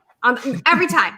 Every day I was like, oh, come on. Like, or I remember like, was it last year? I was like, oh, I'll get Joe Flacco real late. No one wants Joe Flacco. Like, come on, that'll be fine. He's 101. So the first year I played Scott Fishbowl, that was my number one quarterback, and I got 2 wins. 2 wins. Joe Flacco. Yeah. Because you can wait, right? You can wait for quarterback. But now quarterback is fascinating, right? Because like there's this clear divide between the old and the new and the Trubisky in the middle. Right. And like middle. You know, and so it's sort of like, well, I just feel like the amount of depth from last year to this year is so different at quarterback. So that strategy is going to change. But before Mahomes, when he was still sitting behind Alex Smith, and before, I don't know, Josh Allen had the cheat codes in his legs and we knew about that. Like you were sort of like, well, Drew Brees and then that guy. It's either like Drew Brees or some, who else are you getting? Who are you pairing him with? And so now it'll be interesting. It's still super flex, right, Scott? Yeah. I think the only tip on the super flex for the quarterbacks I would say in this one is you want accurate quarterbacks that don't take sacks. Interception. So what are you doing now? What is this new wrinkle? Yeah, I love the eye roll on it. I mean, it's already like, so tell me, can I have the Cliff's notes? You know what you should do, Scott? I got an idea for you. No, I'm going to do it. I know what you're going to say, and I'm actually going to do it. What are you going to do? What do you think I'm thinking? I'm going to write up like a three sentence thing that people can use on podcasts or whatever to say, this is what this is. Just a basic 3 sentences. Here's 10, 15 seconds so people understand the league. I think you should just do a how-to video about your own league. Okay. Like, I'm Scott Fish. I created this thing in 2013, right? Yeah, 2010 even. Oasis. When did you have the first Scott Fishbowl? Because I feel like I was in it, but my son was born that first year, and that's why. Yeah. So I did the first 2 years were 2010 and 2011 as the FF Oasis Invitational. Got it. And then 2013, which would be that year you're talking about, I changed it to the Scott Fishbowl. Well, right. Okay. So. Yep. Hello. Hello. My husband is like standing outside my window, hey, Joel, making lewd gestures at me right now to get me to laugh. Tell him that's what we've been doing all night. I know. I'm like, hello, goodbye. So I feel like you should just have like I created this league. Here's what you need to do, and you should just have a primer video, and you should pin it at the top of your Twitter page. All right, I'm gonna write this down so I remember it in the morning. And like, here's the scoring. Or get your minions to do it for you. Yeah, you got this now. I wish I had minions. No, I guarantee you 99% of the people that are probably in this chat would be your minions if you ask them. Oh, I'm sure I could get some volunteers. You could make a montage video. Just give them one word each to explain the league. They do it for you, Scott. That would be cool. That would be really cool. Having people just come together. I can do this. I can do this. Okay. I can figure this out. I'll find time. The fish notes. What is it? Is it like you lose how is it going to be? Can we just lose a point, or does it have to be like 1/3, like 0.03? That's always the math of it too. Yeah. Like I don't want to lose 3/4 of a damn point. I very specifically don't do that in Fishbowl because I know people have to put it in articles and talk about it on radio or podcasts, and they want it somewhat simple, so it's, you lose a point if you take a sack. Yeah. If you get a completion, you get a half a point. If you throw an incompletion, you lose a point. It's very basics. So it heavily weights the quarterback again. Yeah, basically if a quarterback gets over, it gets completion percentage over 67%, like 2/3, you're gaining points. If they take a sack, you lose points. It's not super crazy hard, but the basic you can say is you want an accurate quarterback that doesn't take sacks. And wasn't that's going to be helpful. You want Derek Carr? Wasn't Drew Brees like QB2 in this league, but like in a normal league, like QB 15 or 12 or something? Yeah, it really drops some Josh Allen, Jameis Winston. Well, he's a backup now, but types, and it does up guys like Drew Brees and maybe even Kirk Cousins, stuff like that are more accurate. Cousins. Wow. Yeah. Okay. Yeah. All right. Yeah. All right, then. Yep. Scott Fishbowl is so crazy. So okay, let me tell you a fun story about my co-host on my new podcast. He got into the Scott Fishbowl, and he's like, holy crap. I did not know there was something like this that was this big. And this was the first year that I have been talking to him about it for the last couple of weeks. But like that, and then on top of that, I go to this bar before COVID-19 hit. I would go to this bar, and this guy there would be like talking to me about fantasy all the time. And the last time I was there, he was like, do you know about this Scott Fishbowl? Like, we're in McKinney, Texas. Like, really? You know about the Scott Fishbowl? But yeah, I was like, actually, I do know about Scott Fishbowl. So that's awesome. I've definitely worn the shirt around in other states or even just within the city, and people know. People know. I think I told this story once on a podcast, but a year or two ago. No, it was last year. I was at there's this Skyway up in the Twin Cities here that have lots of food places. I forget the food place it was. But I had a woman come up to me. She was probably in her mid-50s or so. Somewhere in there. She came up to me. She's like, oh, my son talks about that. Can I take a picture? I was wearing a Scott Fishbowl shirt. She angled the camera down, did not get my face in it, and took a picture of the shirt. I didn't tell her. And that was it. That was the end of the interaction. Took a picture of my shirt to show her son. That's so awesome. I thought that was crazy funny. It's just growing and growing. Yeah, you've reached a new level of superstardom when people are like trying to sneak to show their kids. But didn't know who I was. So my son just loves you. No, he loves you. You're like a prince, I don't know who the Scott Fishbowl guy is. You're just a symbol now, Scott. That's all it is. It's a league. It's fun. It's so awesome. Like, and when I try to explain it to non-fantasy football people, they're like, they don't get it. But when you explain it to people that play fantasy football, they're like, how the hell does he keep up with all this shit? So like at least know that people are like, wow. And Scott, you did say you're going to make it 2,400 teams now, right? Is that right? I think you did say that earlier on the podcast, right? Is that true? No, I don't think I can do that. That's just far too many. I briefly considered, something crazy like, opening it up to as many people as I can, but I quickly realized I just can't do that. I don't have the bandwidth to do that. Even I've been coding. I've been web designing and coding since I was 15, and I've automated so much stuff, but I just don't have the time to make that work. I can't do it. So I can only do so much. Have you gotten any interest, Scott, from like the NFFC guys or people that run that? Because I feel like there's a prime opportunity for a partnership between you and them. I have been offered lots of sponsorships and potential partnerships and potential buyouts and stuff like that for SFB.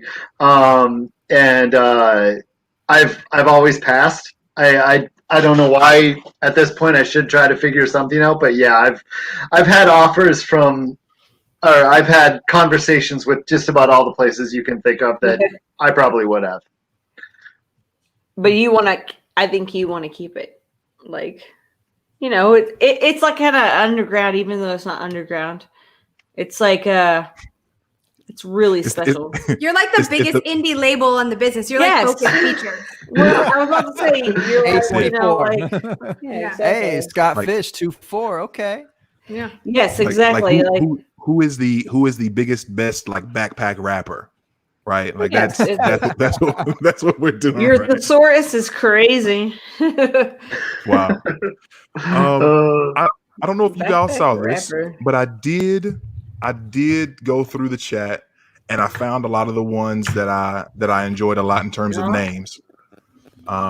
So I wanted to get them before they actually left like the scroll, so we couldn't go back to them. If there are others that you feel like you loved, let me know. And Liz, did you come up with anything that was like really just it spoke to you this evening in terms of any other thoughts of how we choose this tonight? Otherwise, we'll just go with one of these names of leagues that we thought were pretty cool for alternate names for auction leagues. That's what we're doing. It's not the rap anymore. Or that. I'm going with we're whatever. Not sure. Yeah, Gabe versus me. I don't know. I feel like we should narrow. Well, this is not my show, but I feel like maybe narrowing it down to one rap and one auction league, and then whichever is the most epic. The best. Yeah. Okay. Maybe do a poll, right? Everybody loves a poll. Throw one of those damn things up on Twitter. The cool Twitter. Everybody loves a poll. Everybody loves a poll. Where should I draft? Oh my God. Well, like they tag you in the middle. Like, where should I draft Denzel Mims? What Dynasty one? I'm like, Lord, I don't ask yourself that question. I don't need to be in a poll with like the FF hit guy and the all over the place. Who won this trade? But I'm not going to tell you anything about my league. I just want you to like tell me, or my team or anything. I just want you to tell me rate this trade. Yes. Poll on this trade. If you don't have the time to rate your damn trade, son, get out of here. I gotta rate my own damn trades before. At FF Hit Guy is not on Twitter. I think I might take that account. That's a good name, Liz. Oh, ding, ding, ding, ding. I like it. Yeah, whoever gets that gets a Scott Fishbowl. I'm sitting here with a 24 at the end of my name, like there's 23 other Scott Fishes. When FF Hit Guy is right there for the taking. Oh, I mean, I put a all this time. Like I'm so fancy. I put a "the" in front of my name. No. Liz, this is the reason this comment that came through. Shout out to you, Steven. This is one of the many reasons why I'm just not the biggest Twitter poll person. And if you like Twitter polls, if you love those, if people put those up and go for it, Russ. Hey, to your heart's content, go for it. But it's this. It's when they talk about it being a PPR league, and it's a question about quarterbacks being traded. And I was like, wait, what do we? Why was that relevant? Yeah. You know what? What do I know? I've seen Andy Behrens like live on FFL. Andy Behrens, when someone asks that question, will go after them. He'd be like, I don't know why I need to know that. Andy is like the most mild mannered, but you cannot be stupid in front of Andy without getting called out. Like sometimes you have to. He's so smart, and so we were like live, and somebody called in, and they were like, Baker or Josh Allen, the PPR. And he was like, well, I don't know. I need to know what's PPR. Full attitude. And I don't know. So yes, you're not alone. You're not alone. Fair enough. Minions. Oh, hi, Ryan. I know him. What's going on, Ryan? I know him. Hey, you know what is funny is I saw something earlier that you put up here about cousins. And did you know I found my cousin via Scott Fishbowl? What? Mm-hmm. There's a guy, Michael Royer. Okay, I can't think off the top of my head what his stuff is, but his name's Michael Royer. Royer's my real last name, and he's from Pennsylvania. So I was like, hey, yeah, off chance, maybe you know my family or something. And he knew my grandma's address, Oh my gosh. like where she lived. He said he's been to where my grandma lives. He's like my whatever cousin, like cousin removed to cousin. But he's like, my dad went to high school with your dad. Like, your dad's a big hippie, right? And I was like, he was when he was in high school. And then we found out, I mean, based on the Scott Fishbowl, I found my cousin. Scott, you do way more good than you know. At Dynasty_dad FF. Thank you. Casey. I knew it was Dynasty Dad, but I didn't know exactly what it is. I have this fun database I can search for any little tiny bit of info. It was crazy because Scott was like, wait we were a second. talking about it. I was like, Scott, you gotta change the name to like 1023 and me. Yes. There you go. Yeah, exactly. There you go. Excellent joke, you guys. I mean, I Yes. Excellent. I thought it was hilarious. That's I thought great. it was hilarious. That's good. That is good. The Daddy witty. That's- Come I on. love it. That's I love really it. good. I love it. Like, did you know, Gabe, there are 8 people named Gabe signed up for the Fishbowl? Random Is that, fact. is that what happened with my multiple invites under different monikers? Gabe. Yes, All the possibly. games. And last year, Scott picked a guy to be in my division that was from my hometown of McKinney, which is like, I was like, you do that on purpose? He was like, I did not do that on purpose. But I it was don't think I- crazy because I'm from McKinney, Texas, and the guy that was in my division was from McKinney, Texas. I'm like, are you kidding? Like that? What is? So yeah, Scott, your Scott Fishbowl should be something. And speaking of, I don't know if you can release this information, Scott Fish, but I know that SFBX was supposed to be kind of the remote location of a kind of a live draft type of thing, and then things happened. Yeah. I had some people lined up, some fun. cool people in big cities too. Yeah, and so can we speculate on SFB 11? Is that a thing? SFBX. Are you speculating off of the fact that I actually tweeted it? Yeah, Gabe, did you see the tweet? Oh, Yeah. for real? You tweeted it out. It's I had 1-1. the tweet was SFB 11 with the 1-1 being in live. So it's SFB live is what it said, and the 2 1s made up the L and the I. Wow. Yeah, I'm gonna. And The Liz plan got is to have live drafts all over the country. And Liz is going to host one at her house. And me. She's going to have 11 people over. Sure, Liz. See that? There's the 11. Liz Loza. Oh, there you go. The LL. Yeah. And Gabe's gonna drive up here to Dallas. Yeah. Only alliteration people LL. are allowed to host.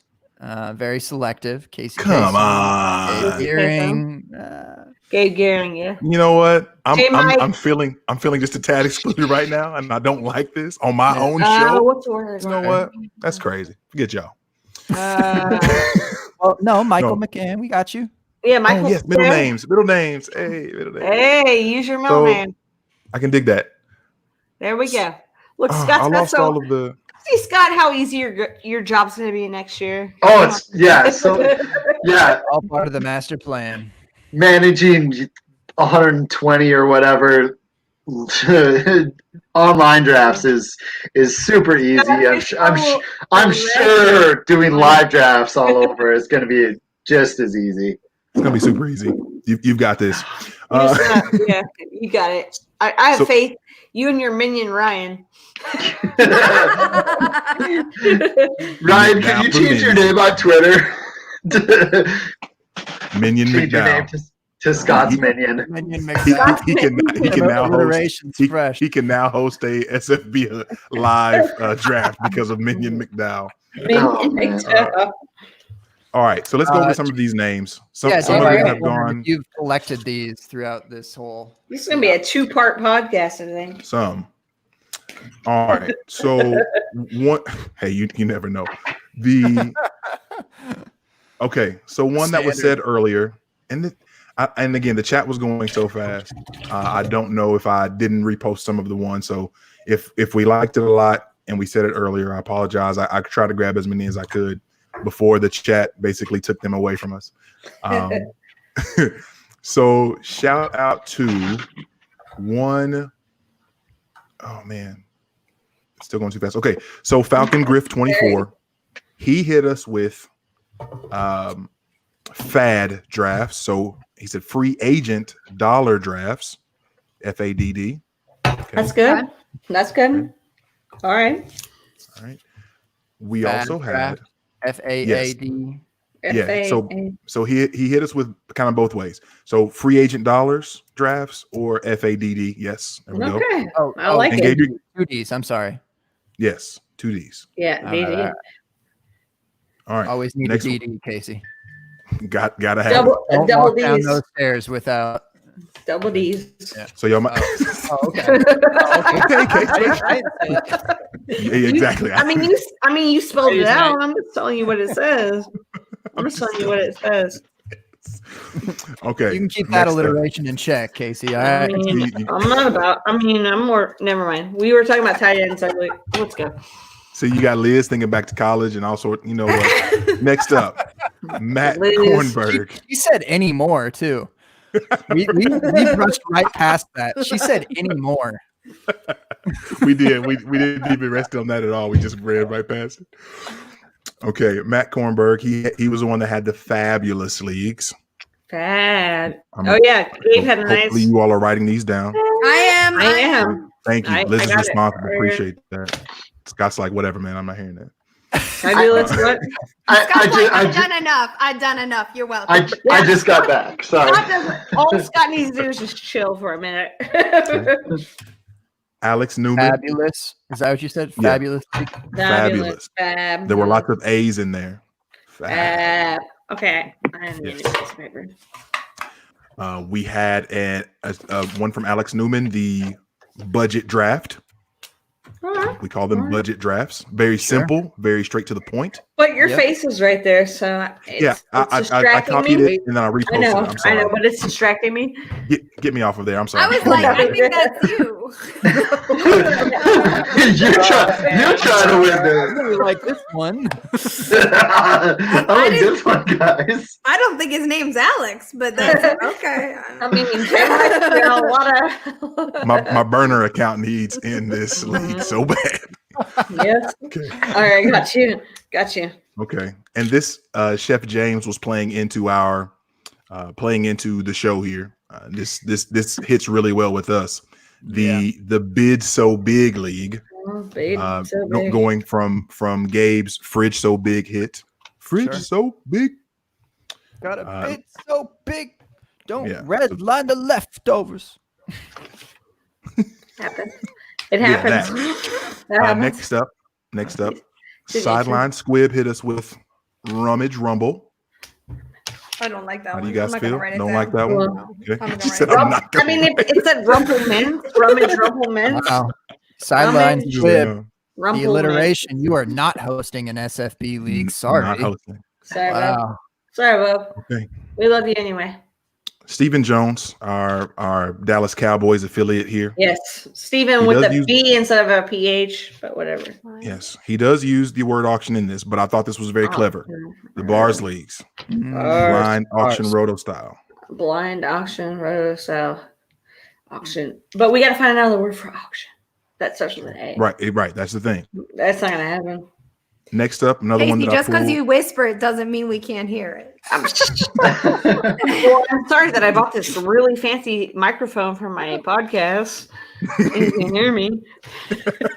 It picks up. Guys, we're on air right now. We're Yeah. on. Are we love you, live? Casey. Are we live? Are we live? Okay, thank you, Liz. Ballers on a Budget League from Andrew Overland. Bob Leagues. The Babs. Bombs over Baghdad. Like I Bob. kinda like that. Oh, I was going to think about B.O.B. who thinks that the world's flat, but I'm not going to get into that. I was a really big B.O.B. fan until I I found was that out, too. Casey, and I was like, can't do it. I think Anyway. those were, So fire. Yeah. I think those might have been the only ones that I pulled. I thought I pulled more than that. There was that notorious B.I.D. that The I really Notorious liked. B.I.D. was hot. Yes. Yeah, notorious. Yeah. He also had Notorious another one that B.I.D. you guys liked. So. He had the Yeah, that was the fabulous. fabulous. league, too. Yeah. So that's is he Kornberg. fabulous? Okay. Well, he Yeah, came up with that's two that Kornberg. were really dope. What's his name? I think it was Matt Kornberg. I don't Be even. my Do you friend have on- that name in your database, Follow Scott? me. If you don't follow me so I can follow you back. Okay. Kornberg? Kornberg with a K. BERG. That dude's got some hot fire. Yeah, Matt Kornberg. Yes. Yes. Is he in Is he your all right? database? At MZKP54 on Twitter. We don't know. Bro, Is he already in this year? He is not in. Oh, well, he came up with two really, but we're gonna vote. Better question before we get too far down this road: is he on like the absolutely no list? Because that would be really disappointing. He is not on that list. I didn't sign up for really embarrassing. 17 different email Hard to addresses. get on that, man. there's a like list. It's a very short one. But There are a couple. there are I some mean, people- I know people in your league. You need to make that list longer. Oh shit! You're not wrong. You're not wrong. All Liz. right. I didn't Trust know that. Okay. As long as she doesn't say Gabe, J. Mike, and Casey. Yeah, that'd be really sad. That'd be really sad. It does get longer by the year, that's for sure. I would guess, yeah. Okay, I don't have a couple other ones that people have posted last minute here. Okay. We've got the Bitcoin League. I thought that's funny. That'll die. That'll die off in a few years. Whoa. Fire Draft Liz. League from my boy Benjamin. The list is 156 people. Absolutely cannot join. Right. I mean, rest in peace, people. I thought it was shorter than that. Rest in peace. It sounds like it should be shorter than that, but like Liz is signing up for something. I'm like sure Ryan, there's guys Ryan that- is the minion. I think Liz is signing up for something to Ryan. to X people out who of. were you talking about SFPX. earlier? That art, yeah. Liz, this one What? Go Liz, for I it. think this one was just for you. The BBR blind bid redraft leagues, and he said, "Hey, what is BBR? The belly button rings leagues." Oh.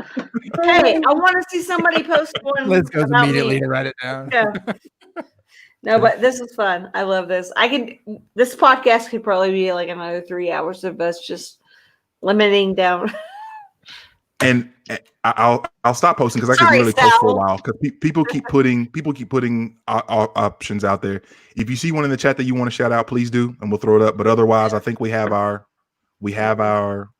group assembled. Unless you all have other ones that you want to see. Everyone, put your hands in. Let's go. And I cannot thank enough Michael Hoffman. Hoffman hit us with the Photoshop job of me. I am forever grateful. I'm keeping that one for the record books. You definitely deserve a spot, Mike, if you don't have it, but Photoshop, it's awesome. That was great. So well done. I love that. Well done by you. And I even had Liz going for a moment thinking that I was legitimately an extra on Black Panther. So that was That's I'm sorry I had to call out the headphones that you had on, but all right. Did y'all have any others? He was on a break. He was on a break. Oh, he threw in a Friends reference. What are we gonna do? what did Benjamin say? He said his was featured but not mentioned. Yeah, mine was featured. Which one was it, Ben? Benjamin said Fire Draft Leagues, I think. Oh, yeah, Fire Draft. Okay. I think he might Fire be draft- asking Fire about Draft Leagues. he might be mentioning that he kind of came up with the idea to do this, or maybe the rap. I can't remember. Do we have any raps? No bars? No bars? They're all like way up in the chat. Can't Who even get wants a back to bar? this. Who wants a bar with us? I mean, when I got on this podcast, I sent them a little message saying that it'd be really cool to have somebody come on here who had no idea what was happening, but we're all in it. Nobody got at me to say that they were by their cameras, like, hey, to actually come on to be our fourth guest. Yeah, Nobody hit me with that. You could have been in it if you would have just like magically said, "Hey, what's up?" No, All right. guys. If guys were to come up to you and send you an @ and say, "I want to be on the open bar some night," what do you guys do when that happens? He laughed. I've legitimately thought about doing that on Wednesday nights where I'm free. Come on in. And then you go, guess what? You're in the Scott Fishbowl. And then they go, like get crazy with it. Like, I'm gonna do that. If Scott lets me give away, I'm gonna be Does that person. JK do live shows? We don't do live shows. We record like a week in advance because he's still learning how to edit. But yeah, freestyle battle. I do freestyle battle. Maybe I'll get a guy to come in and freestyle battle me, or someone to battle you. Whoever battles me and like actually like lasts like a minute or something. Maybe we'll put a time on it. We'll put a time on it. If they can actually do it for a certain amount of time, maybe. I'll leave that. Is that your winner, J-Mike? Because you keep putting that up. Here's the winner. Well, that's funny. So me and Gabe work in tandem, right? We both kind of have the reins of things that we put up. So that's just, you know, let me get that off. I don't want to sway anybody. Let me get it feels that like out you of are. It feels like that's your intention. It's out of there. Well, Liz, you're gonna have to send me that list of people who you think should not be allowed. Oh shit, my name's on that list. I'm sorry, Scott. I just have to say that the block button. 2020 has been many things, including that block button has been used. Listen, talk about it. If you're an a-hole to Liz Loza, you're doing something so wrong. Because I'm secret nice. Yeah, she is secret nice. You might think she's not nice, but I'm gonna start spreading that on every show I go on. Oh, by the way, did you know Liz Loza is actually like super crazy nice? She's incredibly nice. I'm gonna tell you something. Liz said when she met me, she was like, "Rrr." And it was the same thing. It was the same thing. We were like, "Rrr." My wife was like, be nice. And I was like, oh no, you know how women are in this industry. Let's start a battle there. What's the opposite of abundant? Like, I don't know how are women in this industry? It was a joke. I like to joke. Do tell. No, most of the women in this industry are nice. You men should like focus on them more. There, I'm gonna turn it around where it's like on you guys and not on us. But no. Oh, I'm just kidding. About to say Gabe, that was it. I know. I was like, all right, I know we gotta. We had a notorious this one up. No, I like Liz Loza. She's pretty dope. Dream. I used to read FF magazines, watching Scott Fish and ride MCD up in the SFB. Oh, he's up on my wall every summer day, watching analysts, thinking, no. Oh, shit. One day I wish that I could be in the syllables are about right. That's good. We'll start talking about how we gonna pay the toll.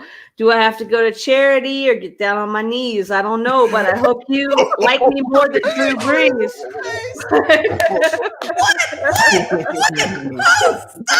Whoa. What? What? The White Claw has moved her. Oh my God. I need a second. Loza, White Clawca. if you want on your side. If you don't, then I guess you're not down to ride or die.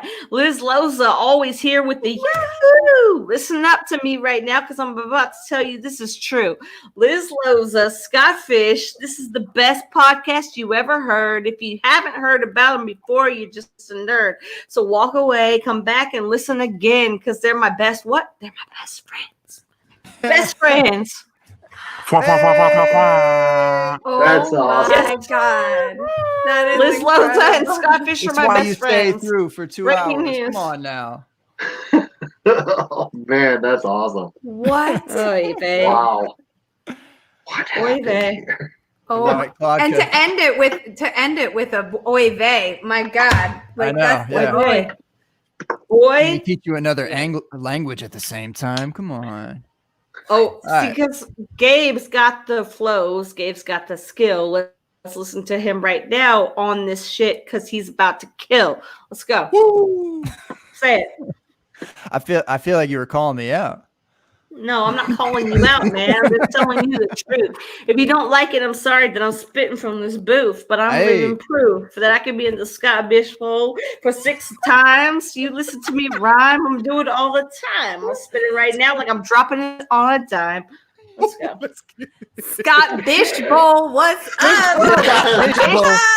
Hey, Scott. Fish, Now you can have your own remote draft, man. You got the alliteration, the Scott Fishbowl. Fishbowl. Fish. I feel like I'm like old Nicki Minaj and Katy Perry. It's the bitch. That's it.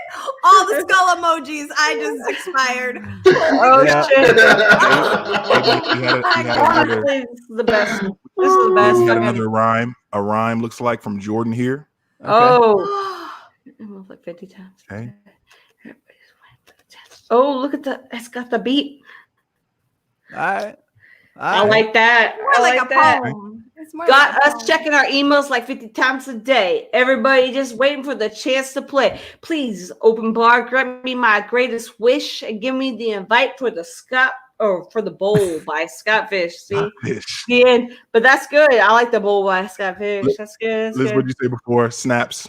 That was a good rhyme. Okay. Two was thinking. Cool. Those are the rhymes we got. Those are the Wow. league names we got. What are you all? Do you have some more from way back? Get some more. Okay. You gotta get some I more. was just Put them wondering out if there were there. any. Scott Fish for sure. You want to be on top of the game, or you better donate because you are the dame or the dash. You know that I'm about to spit this trash real fast. If I sound really bad, I don't care. I'm gonna spit this shit anywhere. Like I ain't got no hair. Like that dude right there with the tattoo on the back. You can listen to me right now. I ain't got no slack. Liz Loza right here. She cusses sometimes. We don't care because I still spit the illest of rhymes.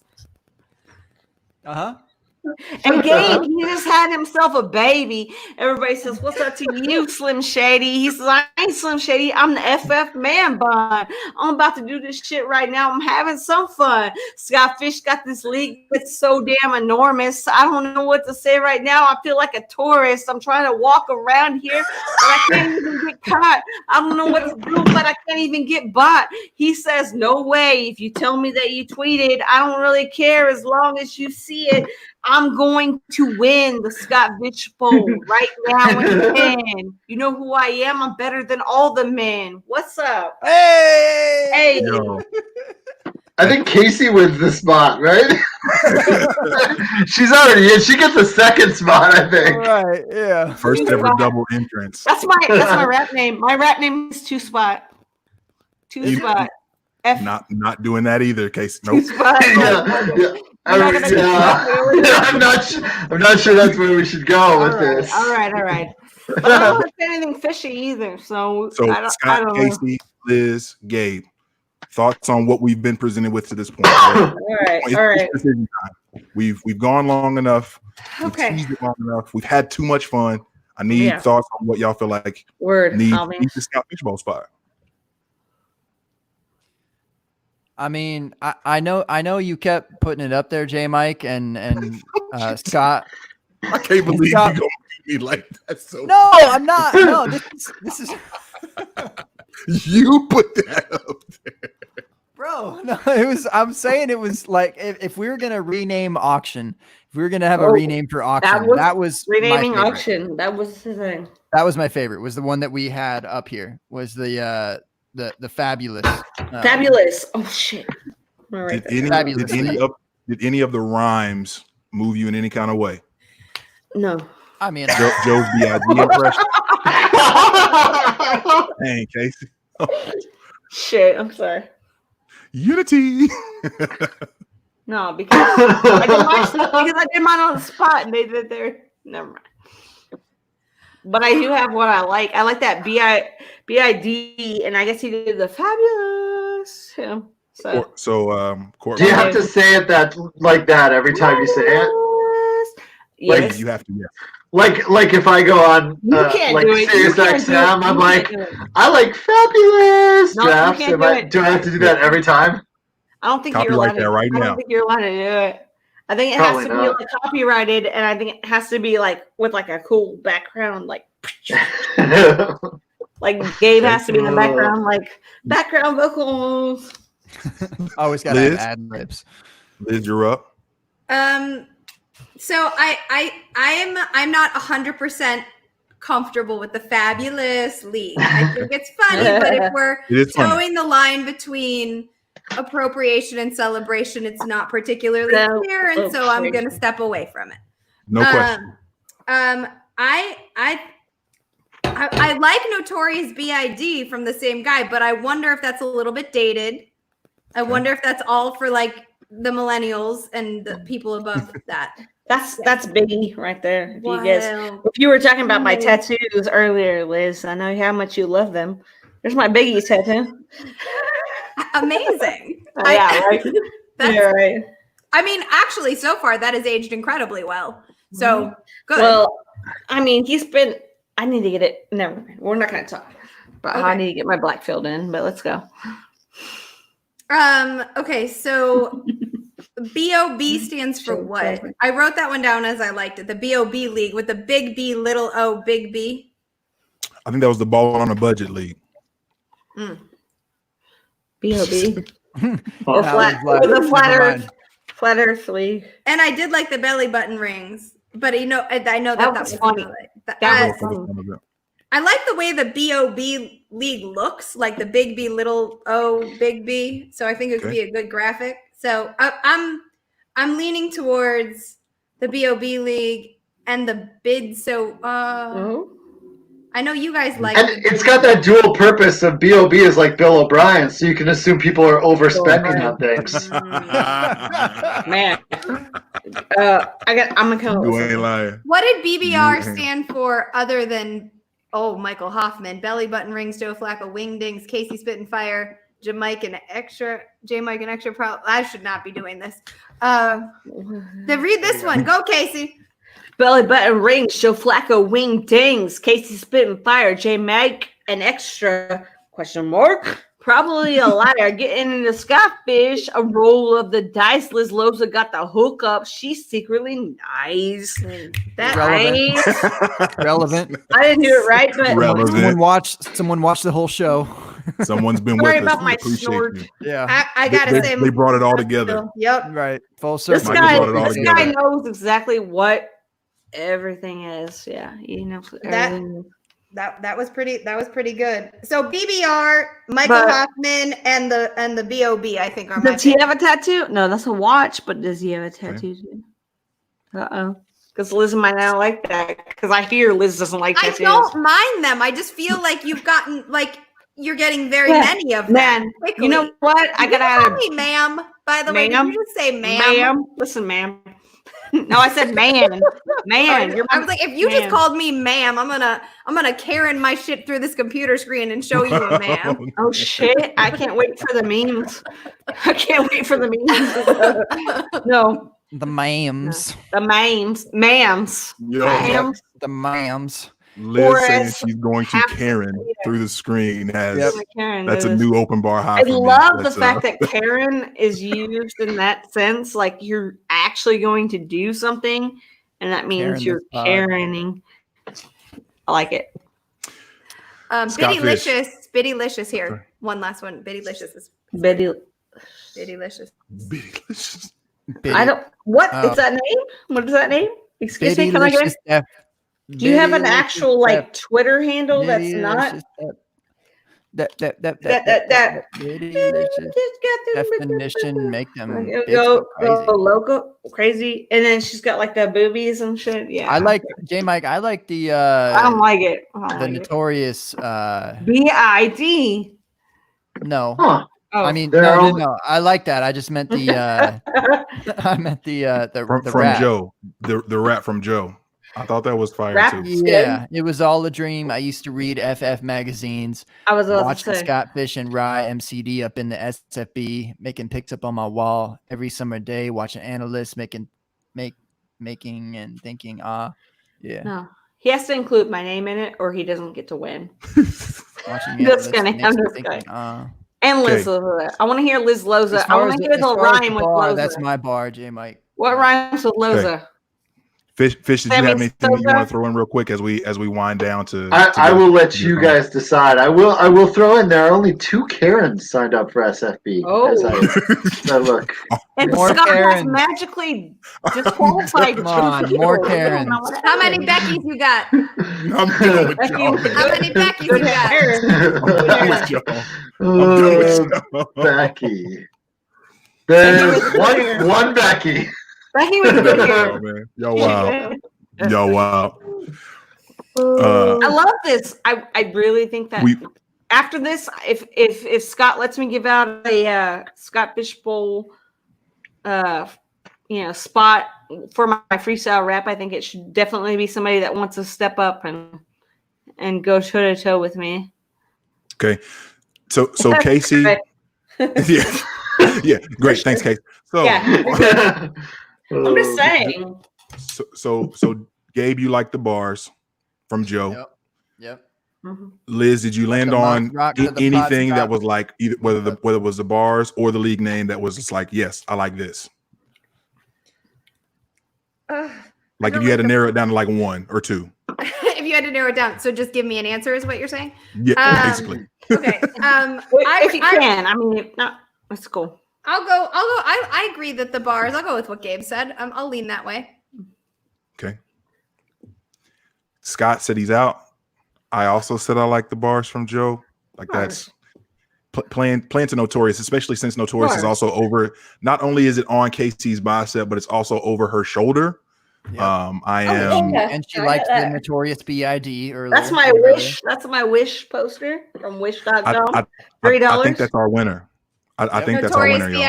Notorious B.I.D. No, the rap from rap. The rap from the Notorious song. Oh, okay. Yeah. Hanging picked up on my wall. Like that's. I read that and it went with the bill. Yeah, that's strong. It flowed really well when I said it out loud. It actually went. It did get better, honestly. Yeah, it did. It just aged well there. Yes, Scott. So Joe Triunfetti for wine. Yeah, you're gonna have to let us know if we're pronouncing that correctly or not, and give us the handle, etc. Joey, as he likes to be called. Joey? No, that's an inside joke. Oh, he does not like Joey. Okay. You know this. Person already. Do you, Scott? I used to read FF magazine. I like that. What he's played in pics. Yep. All right. I like this. This is really good. I think he should actually record it every and summer send day, you guys so that you can play it next. Oh, yeah, that's he that's should hard. record it and play it for you guys, and then you can play it next time. Just as So Scott, is Joe in? He really wants it. Yeah, sure. No, I mean, is he already in? No, he's not. Joe. He's not in yet, but he's in now. Welcome to SFBX by way of the open bar. Woo! Joe! By way of the open bar. And the first giveaway from the open bar. The first, for real. Thanks, Scott. Shout out. Scott, thank you, truly. It's your first giveaway? Yeah. We did for SFB spot, yeah. We've never done that before. Nice. Very awesome. I like it. So thank you. So that was good. Joe, you're the man, dude. Yeah, Joe, hit us. If I get in there. Get in there. Well, let me ask this, Scott. Is he someone who's probably entered in previous years? Like you already have him in your database? All that. He's in my database. Yeah. Yep. All right. So Scott's got you. Yeah. Hit up Scott. Yep. Joe, you're in. Congratulations. Good stuff. And thank you. You all are so creative and so fun. Everybody in the chat. Appreciate y'all. Matt, you had some bangers in there. James, that was a good time. Yeah, I got lit in there. I like that.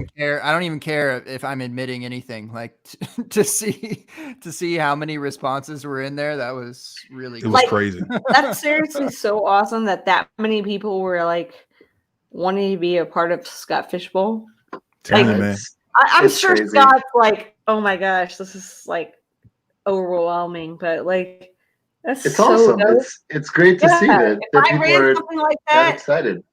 I would probably start crying if somebody was that intense about being in a league that I wanted people to be in. So I still want the tattoo. You're gonna get a Scott Fishbowl tattoo? I think Gabe might get one even if he doesn't. I mean, he's y'all. Wow. Yeah. Listen, if Scott listen.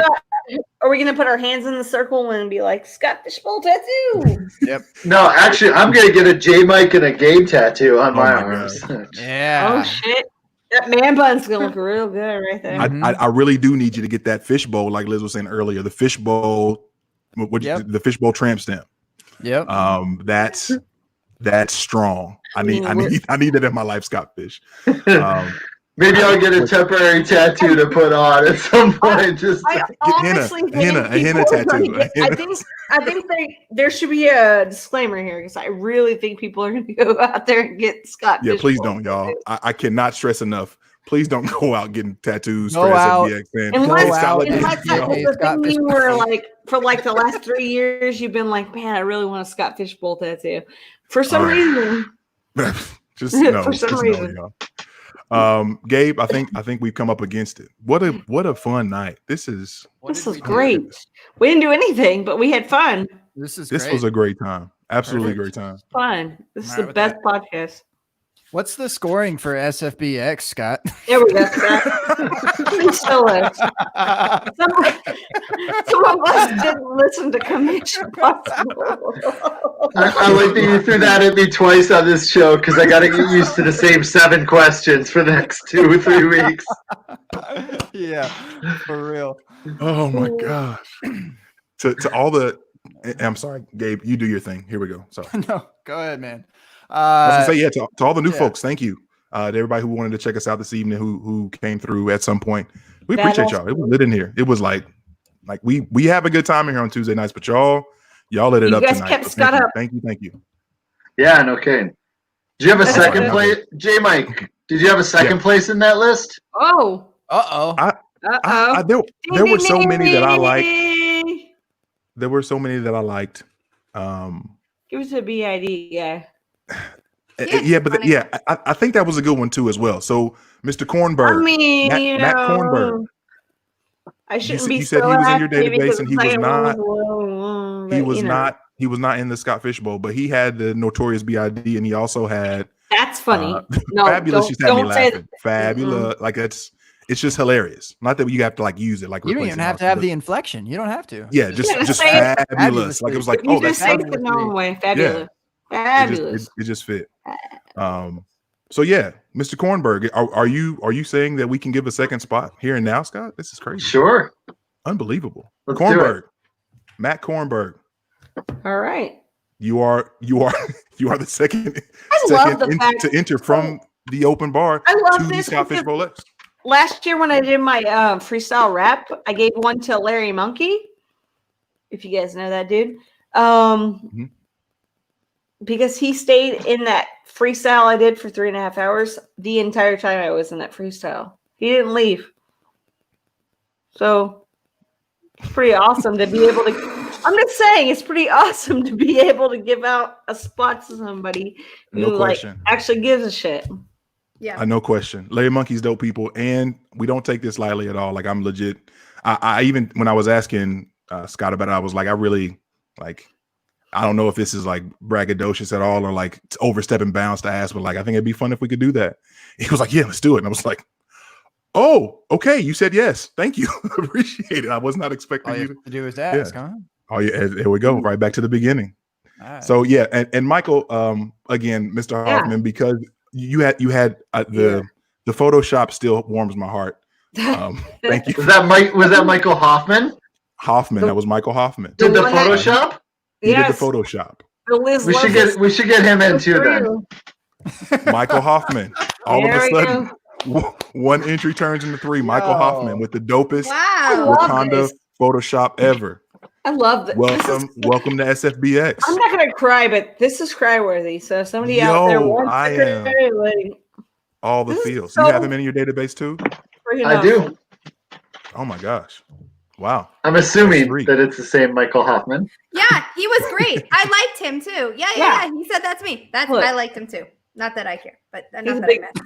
You do care. You do care. Yes. Liz Loza cares a lot. So Matt Cornberg. Y'all wild. Y'all are so wild. Dude, you're wild. You get great. Joe Triumph. I really do feel like everybody this is gets Oprah. the spot. Oh, that yeah, No, Michael, you are the one I have in my database. Yep. I'm about to like Tom Cruise this bitch and stand up on my chair and be like, "Yeah, I can't believe all these people got in." So yes, Joe Triumfetti in. Matt Kornberg. I'm so glad for you guys. Michael Hoffman, Photoshop Master in. That's 3. I mean, Let's have go. fun because it's really hard to win since I've been in there 6 years and I haven't won. Hey, but the experience is dope. You're going to be in a group with a lot of dope people. You'll be able to have a lot of fun, group chat, all that good stuff. Jason Enjoy Tran, it. I want to say Jason Tran is like the #1 dude in my book because the first time I ever got in Scott Fishbowl, he was in my division and we like had a nice back and forth. And that's what Jason's awesome. Yeah, and that's what Scott Fishbowl is all about, is making friends and making those connections with the people that you don't even know, because there's people that I didn't even know who they were. And then once you get in there with them, you're like, you get in a chat or whatever you decide to do. And it's just, yeah. Liz is laughing, but whatever. She doesn't know. She's never been in my division. Also, nobody in my division ever chats. Like, I think they might be a little scared of you, Liz. What is this? I'm telling you. Nobody wants to chat. I'm not the only one. I'm sensing. I get like a tweet like, haha, I beat Liz Loza this week. And I was like, congratulations. Someone's going to beat me 50% of these damn weeks. Trust me. All right, guys. If you like Liz Loza and you think she's pretty bomb.com. No, I'm just saying. If you're kind of scared, she's telling you that she's pretty legit. You should reach out to her. She is legit. And that's coming from me, little old me, who has no say. I mean, I won't reply to any of your shit for weeks, but it's not that I didn't read it and I didn't care. Well, she reads it. She gets busy. The fact that you're keeping it a buck right now is beyond me. I love it. I think Liz Loza, if I'm gonna talk about one person, and Liz might get all teary-eyed. No, I'm just kidding. But Liz Loza is one of the coolest people that I've ever met, because I didn't think that, it's Liz Loza. Like, she's kind of like popular. She's the cool kid at the table. I'm over here sitting on the side waiting. But she was so nice to me. And I think everybody should.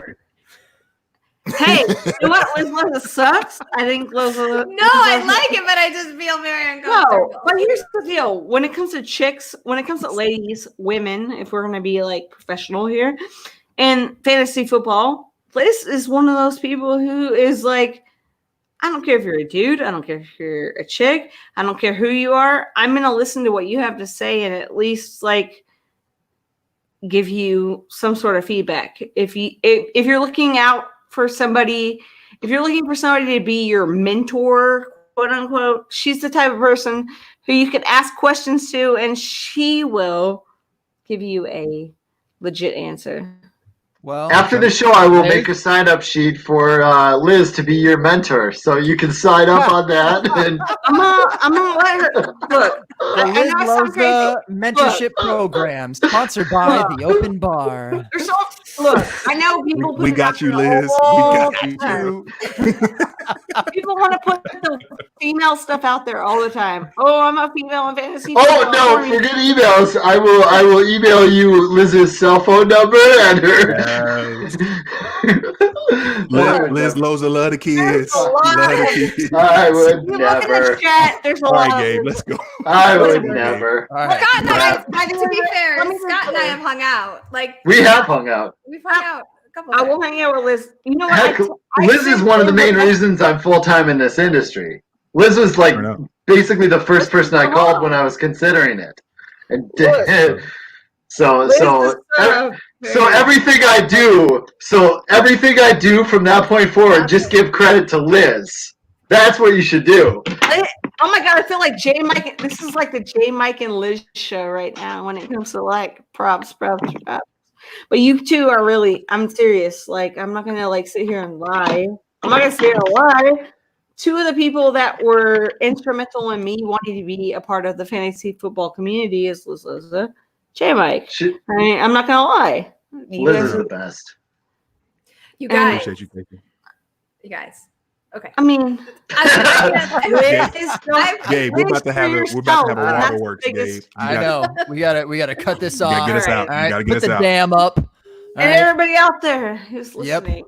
Okay. I love you, Casey. I love you, Appreciate Scott. you, I Casey. like Gabe. Pleasure. I just followed you, which is saying something because I liked you so much. I go on a lot of podcasts. Where I'm like, nah, you're not gonna do that, but I definitely followed you guys. Appreciate that too. See, this is why I'm only secret nice, like all of that, and I'm like, yeah, secret nice. I was gonna keep it a secret, but okay, since you're saying it now. This is a podcast you come to where everybody's like, all right. So we are gonna do goodbyes at this point. With your goodbye, you are going to say which division that you are considering choosing for SFB, because that was a question here in this so-called chat. I guess Scott, well, hold on. I saw a tweet from I'm going to go to you first, Scott, because okay. No, I'm attacking you now. No, I'm just kidding. I'm giving you an outro opportunity here. So, first of all, thank you for everyone coming on. Appreciate y'all. This has been incredible to come back. 2-week hiatus of sorts, and this is a perfect way to do it. We didn't literally we talked about like tight ends, I think, at one point, and that was it. Yeah, we really perfect. That's all we needed. So Scott, I'm gonna put you on the spot here first. Mm-hmm. You put up the screenshot of choosing your division and which division that you were in. Yeah. First of all, thank you for coming on, etc. Fishbowl, 1,200 people, getting it up to 2,400 people. I know you said that. Yep, great, cool. Actually, I think 1,440. That's what's gonna be. We did it. It's 1,440 now. Keep going. You're almost there, Gabe. No. Is it actually though? Okay. Well, yeah. Is it? You guys broke it for everybody else. Yes. All right. So, Scott, say what you need to say about yourself, but also I want to know, was that division that you screenshot, is that the division that you just kind of created for yourself? with all of those, with me and Liz and Barry and JJ and all those. That was a fake division. You can choose your division. You can choose your division preference, and you can choose. I don't like this single look here. You should turn it back to the gallery. Don't like it. This is the outro frame. This is the outro frame. The outro frame. You got to do it. You look like you're I've seen it in the chat. You look like you might be not a hero. Maybe a villain. I don't know. Let me get a white cat over here so I can just pet it while I'm talking. You can choose your division preference or your draft spot this year. I can't guarantee I can make them all work, but that's something you can do this year. You can find me on Twitter, either at the FF Hit Guy or my new Twitter account at Secret Nice Liz. Follow either one of those accounts on Twitter. No. I don't know. What else did you want me to answer to, Gabe? I kind of lost track there. I don't know. I was just so many. I was just hitting you on that one division that you made all these huge analysts, but I know that you were just showing an example of how to select a division. Yeah. So, but it's Scott. The Lego division. The Lego. Division. Yeah. I think that's what it was. That is the question, though. I guess for you, do you legitimately pick a division for yourself? No, well, yeah, I kind of do, I guess. I always take, and this is terrible, but every year I take Draft Spot 101 just so I can make a pick and then focus on the drafts. Yeah.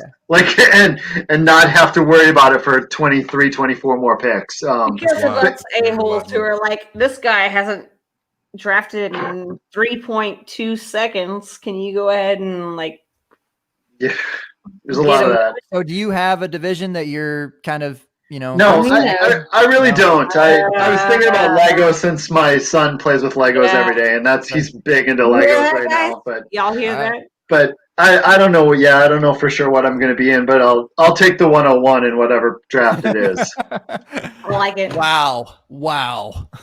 Ooh. Do you know your commish does that? Yeah, check your email. See if he's altering your commish now has capabilities of changing things. Yeah, I've seen those, Scott. Okay. I'm legitimate letting everyone, put in a preference for their draft position though. Yeah. Yeah. Yeah. Scott, thank you, man. Thank you so much for coming on.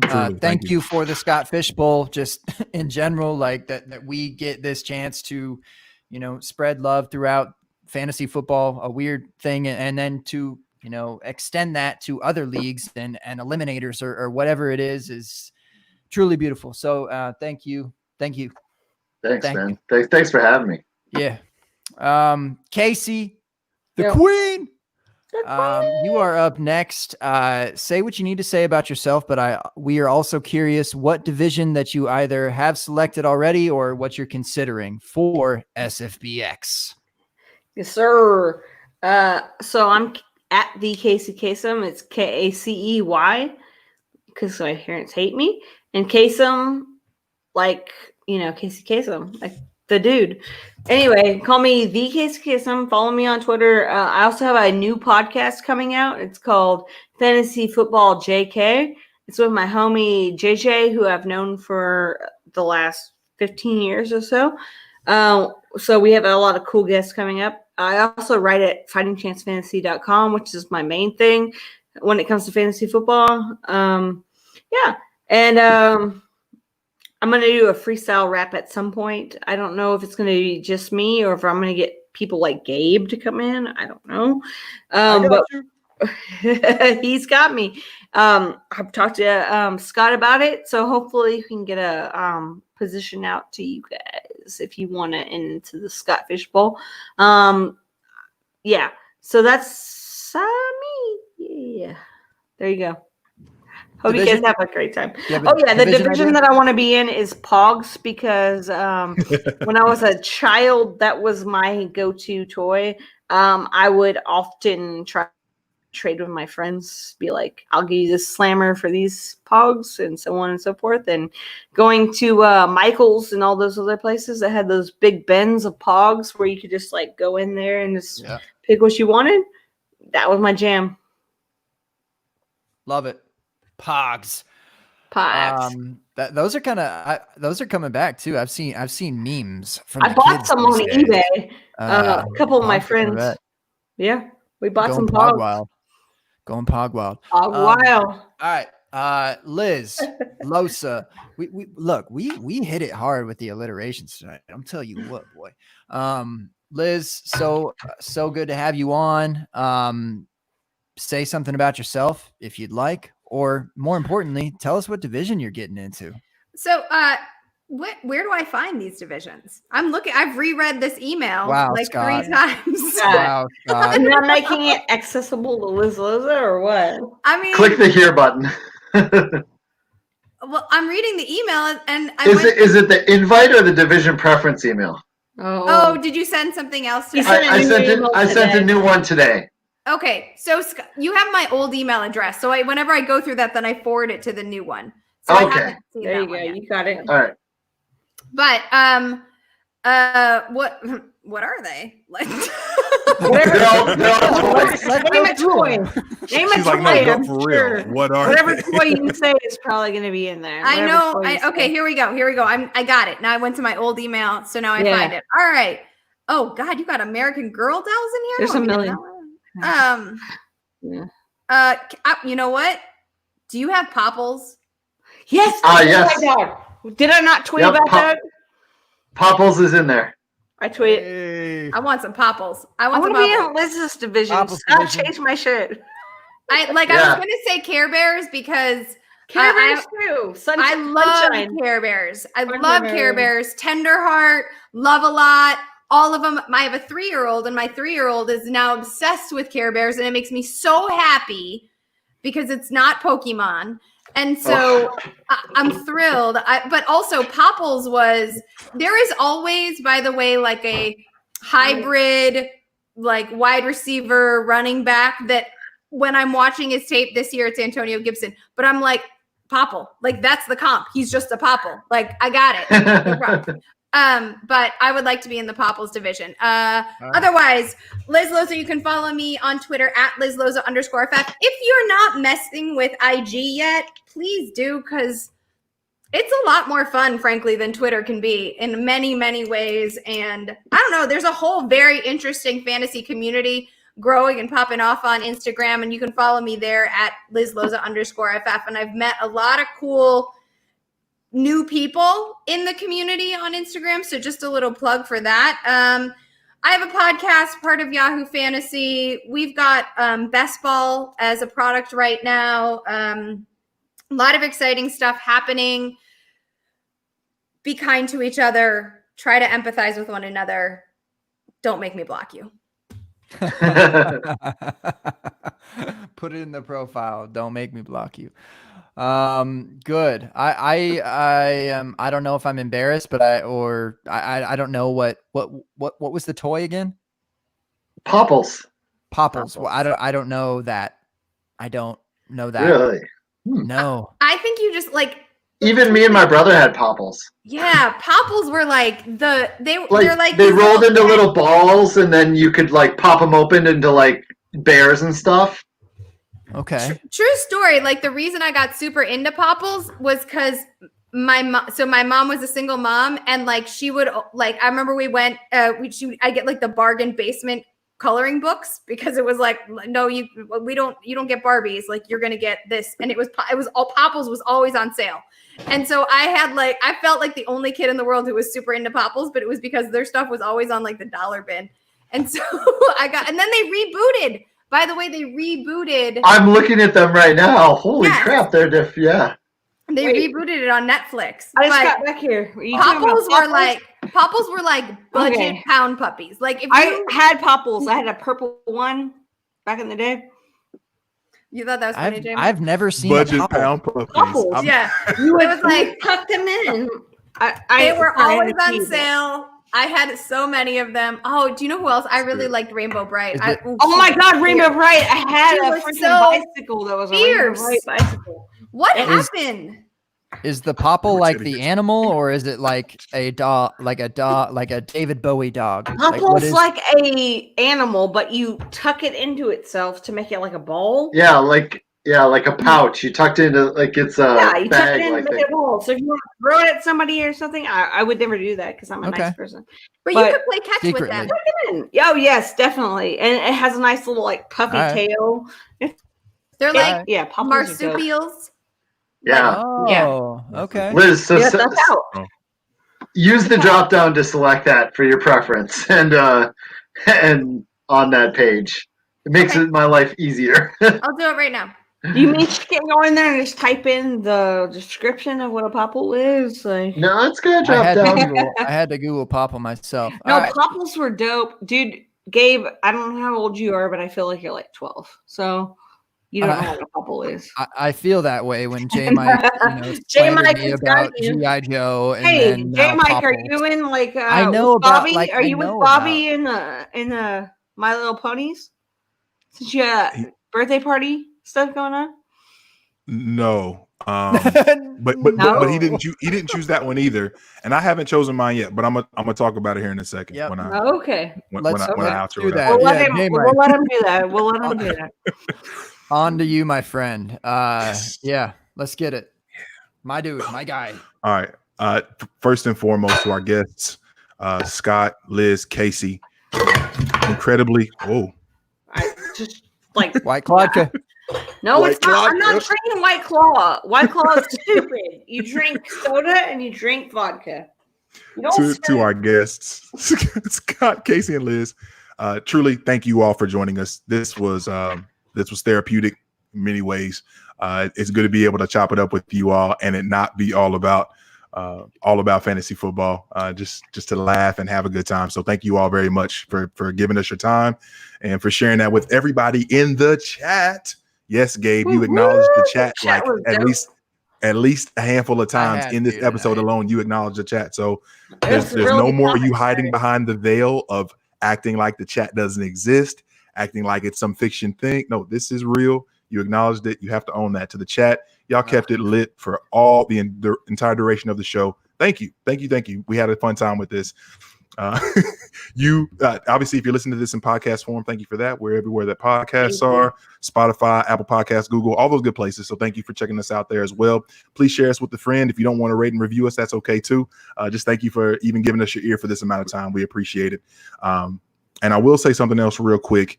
Obviously, with all that is going on in the world, specifically here in America, and just so much hate and so much frustration right now is out there. And I will say this, as a Black man in America, I share a lot of the same sentiments that you probably see, being angry and sad and scared and frustrated and worried about how I'm raising my girls in this world and everything else. There's a lot more that I could say than I want to say, but I do want to say this. Please,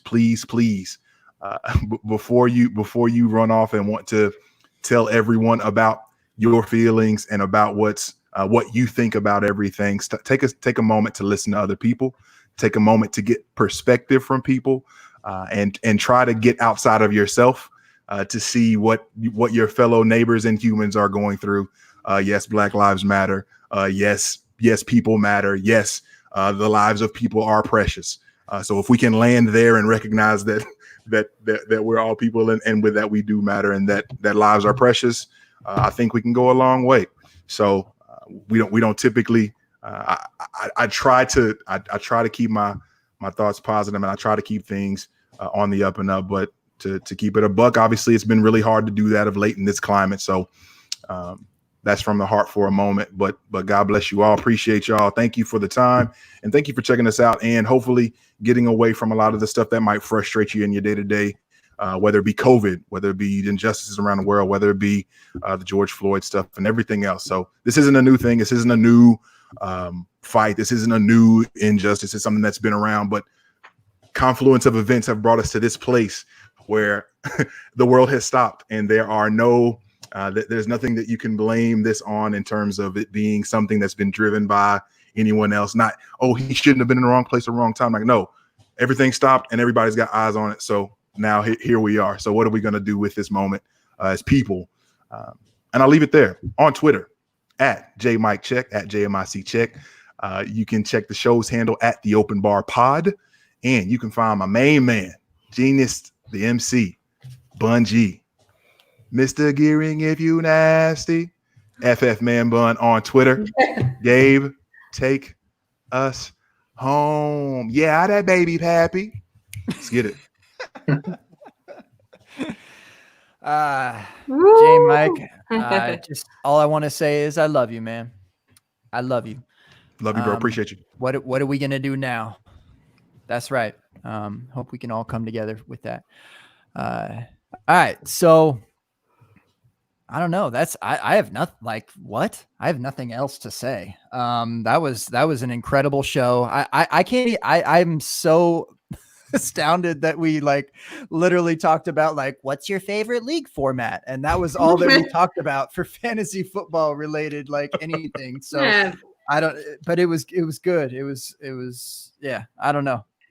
Oh, sorry, Casey. Show of 2020. If I have my choice, it's hands down Teenage Mutant Ninja Turtles. That takes me back to a simpler time in life.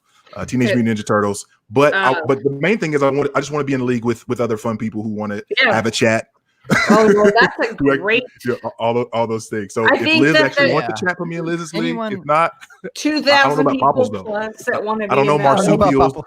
Marsupial. I don't know about these popples. Oh my God, Scott, they're not popping off like that. Scott, you put Liz and I in the same. Yeah, Scott. I'm gonna send J Mike a popple too. So popple. Oh my gosh, the popples were my favorite. While everyone at the end of the fantasy season is sending Scott bottles of alcohol, Scott's going to be sending me cases and cases of popples. Yeah, but anyway, I'm sorry. That's like champagne, so it'd be like pop. Unbelievable. You open the popple and it's like that'd be Gabe, so. take us home, man. So the thing is, J Mike, when I was scrolling through, we were talking, before the show of like, I don't know what I played with as far as toys go. And I had to text my mom, like, was there anything that like stuck out to you? And because I can think of like board games, and I actually saw board games on there, which kind of surprised me and is cool that is an option for me.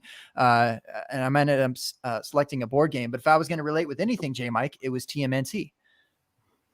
So, but on Twitter, it was saying that it was that was going to be a hot one there. Scott, can you confirm? Yeah.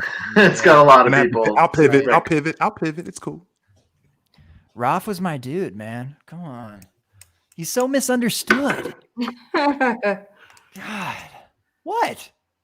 Raph, dude. I get it. Raphael was weird because he was the leader in the movie. Do you remember the movie? Like not the live action movie. He was like the leader, but everyone knows anybody who fucked with or anybody who messed with the cartoon knew that Donatello was the leader. Yeah, but Donatello also sucks. Donatello's too smart. You need Michelangelo. Too smart for his own good. I like the orange one, Michelangelo. Michelangelo. I feel like that's my spirit animal. He like ate pizza and was like, whatever. I'm Michelangelo. That's a white chick. Look, Raph is a drama queen, but like he's just misunderstood. I don't get it. Michelangelo is cool. Raphael. Yeah. Raph's basic, bro. I bet you drafted Antonio Brown too, didn't you?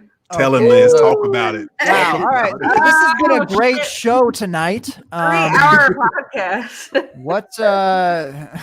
Wow. Talk about a block list. Imagine me blocking over Ninja's Turtle. Over. All right. I love it. No, this was incredible. I've got nothing besides J Mike. Are we here next week? I know. Yeah, we were waiting on the baby, and when Scott said he was good for this date, I said, Scott, this works. So I don't have anything scheduled out from here. So we'll probably have a show. But I've got to work on guests, so we'll figure that out. There we go. I'm gonna watch you. Yeah, come on to the open bar. Yeah. Yeah. That's it. That's Maybe all I got. Get your new winners to come on. What's that? Maybe get the new winners to come on. Oh. Be like, great my idea. God, how did I feel when I was a winner? And you can, since we spent all this time talking about how we wish we were popples. Indeed. I still got to figure out what the heck those are. Another thing I was going to say is one thing I weirdly collected when I was a kid was Beanie Babies. I don't know. I was like, I don't know what it was. I think my parents I mostly liked the dog ones. Like I remember like Spotty and like Dottie and like Tuffy or something.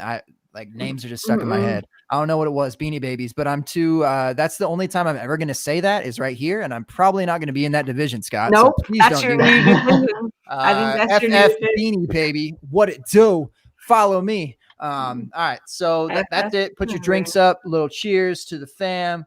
That can be a fist pump. That can be anything that you choose to do. This is great. Such a good time. Until next week, this has been the Open Bar. Da da da da da da. Deuces.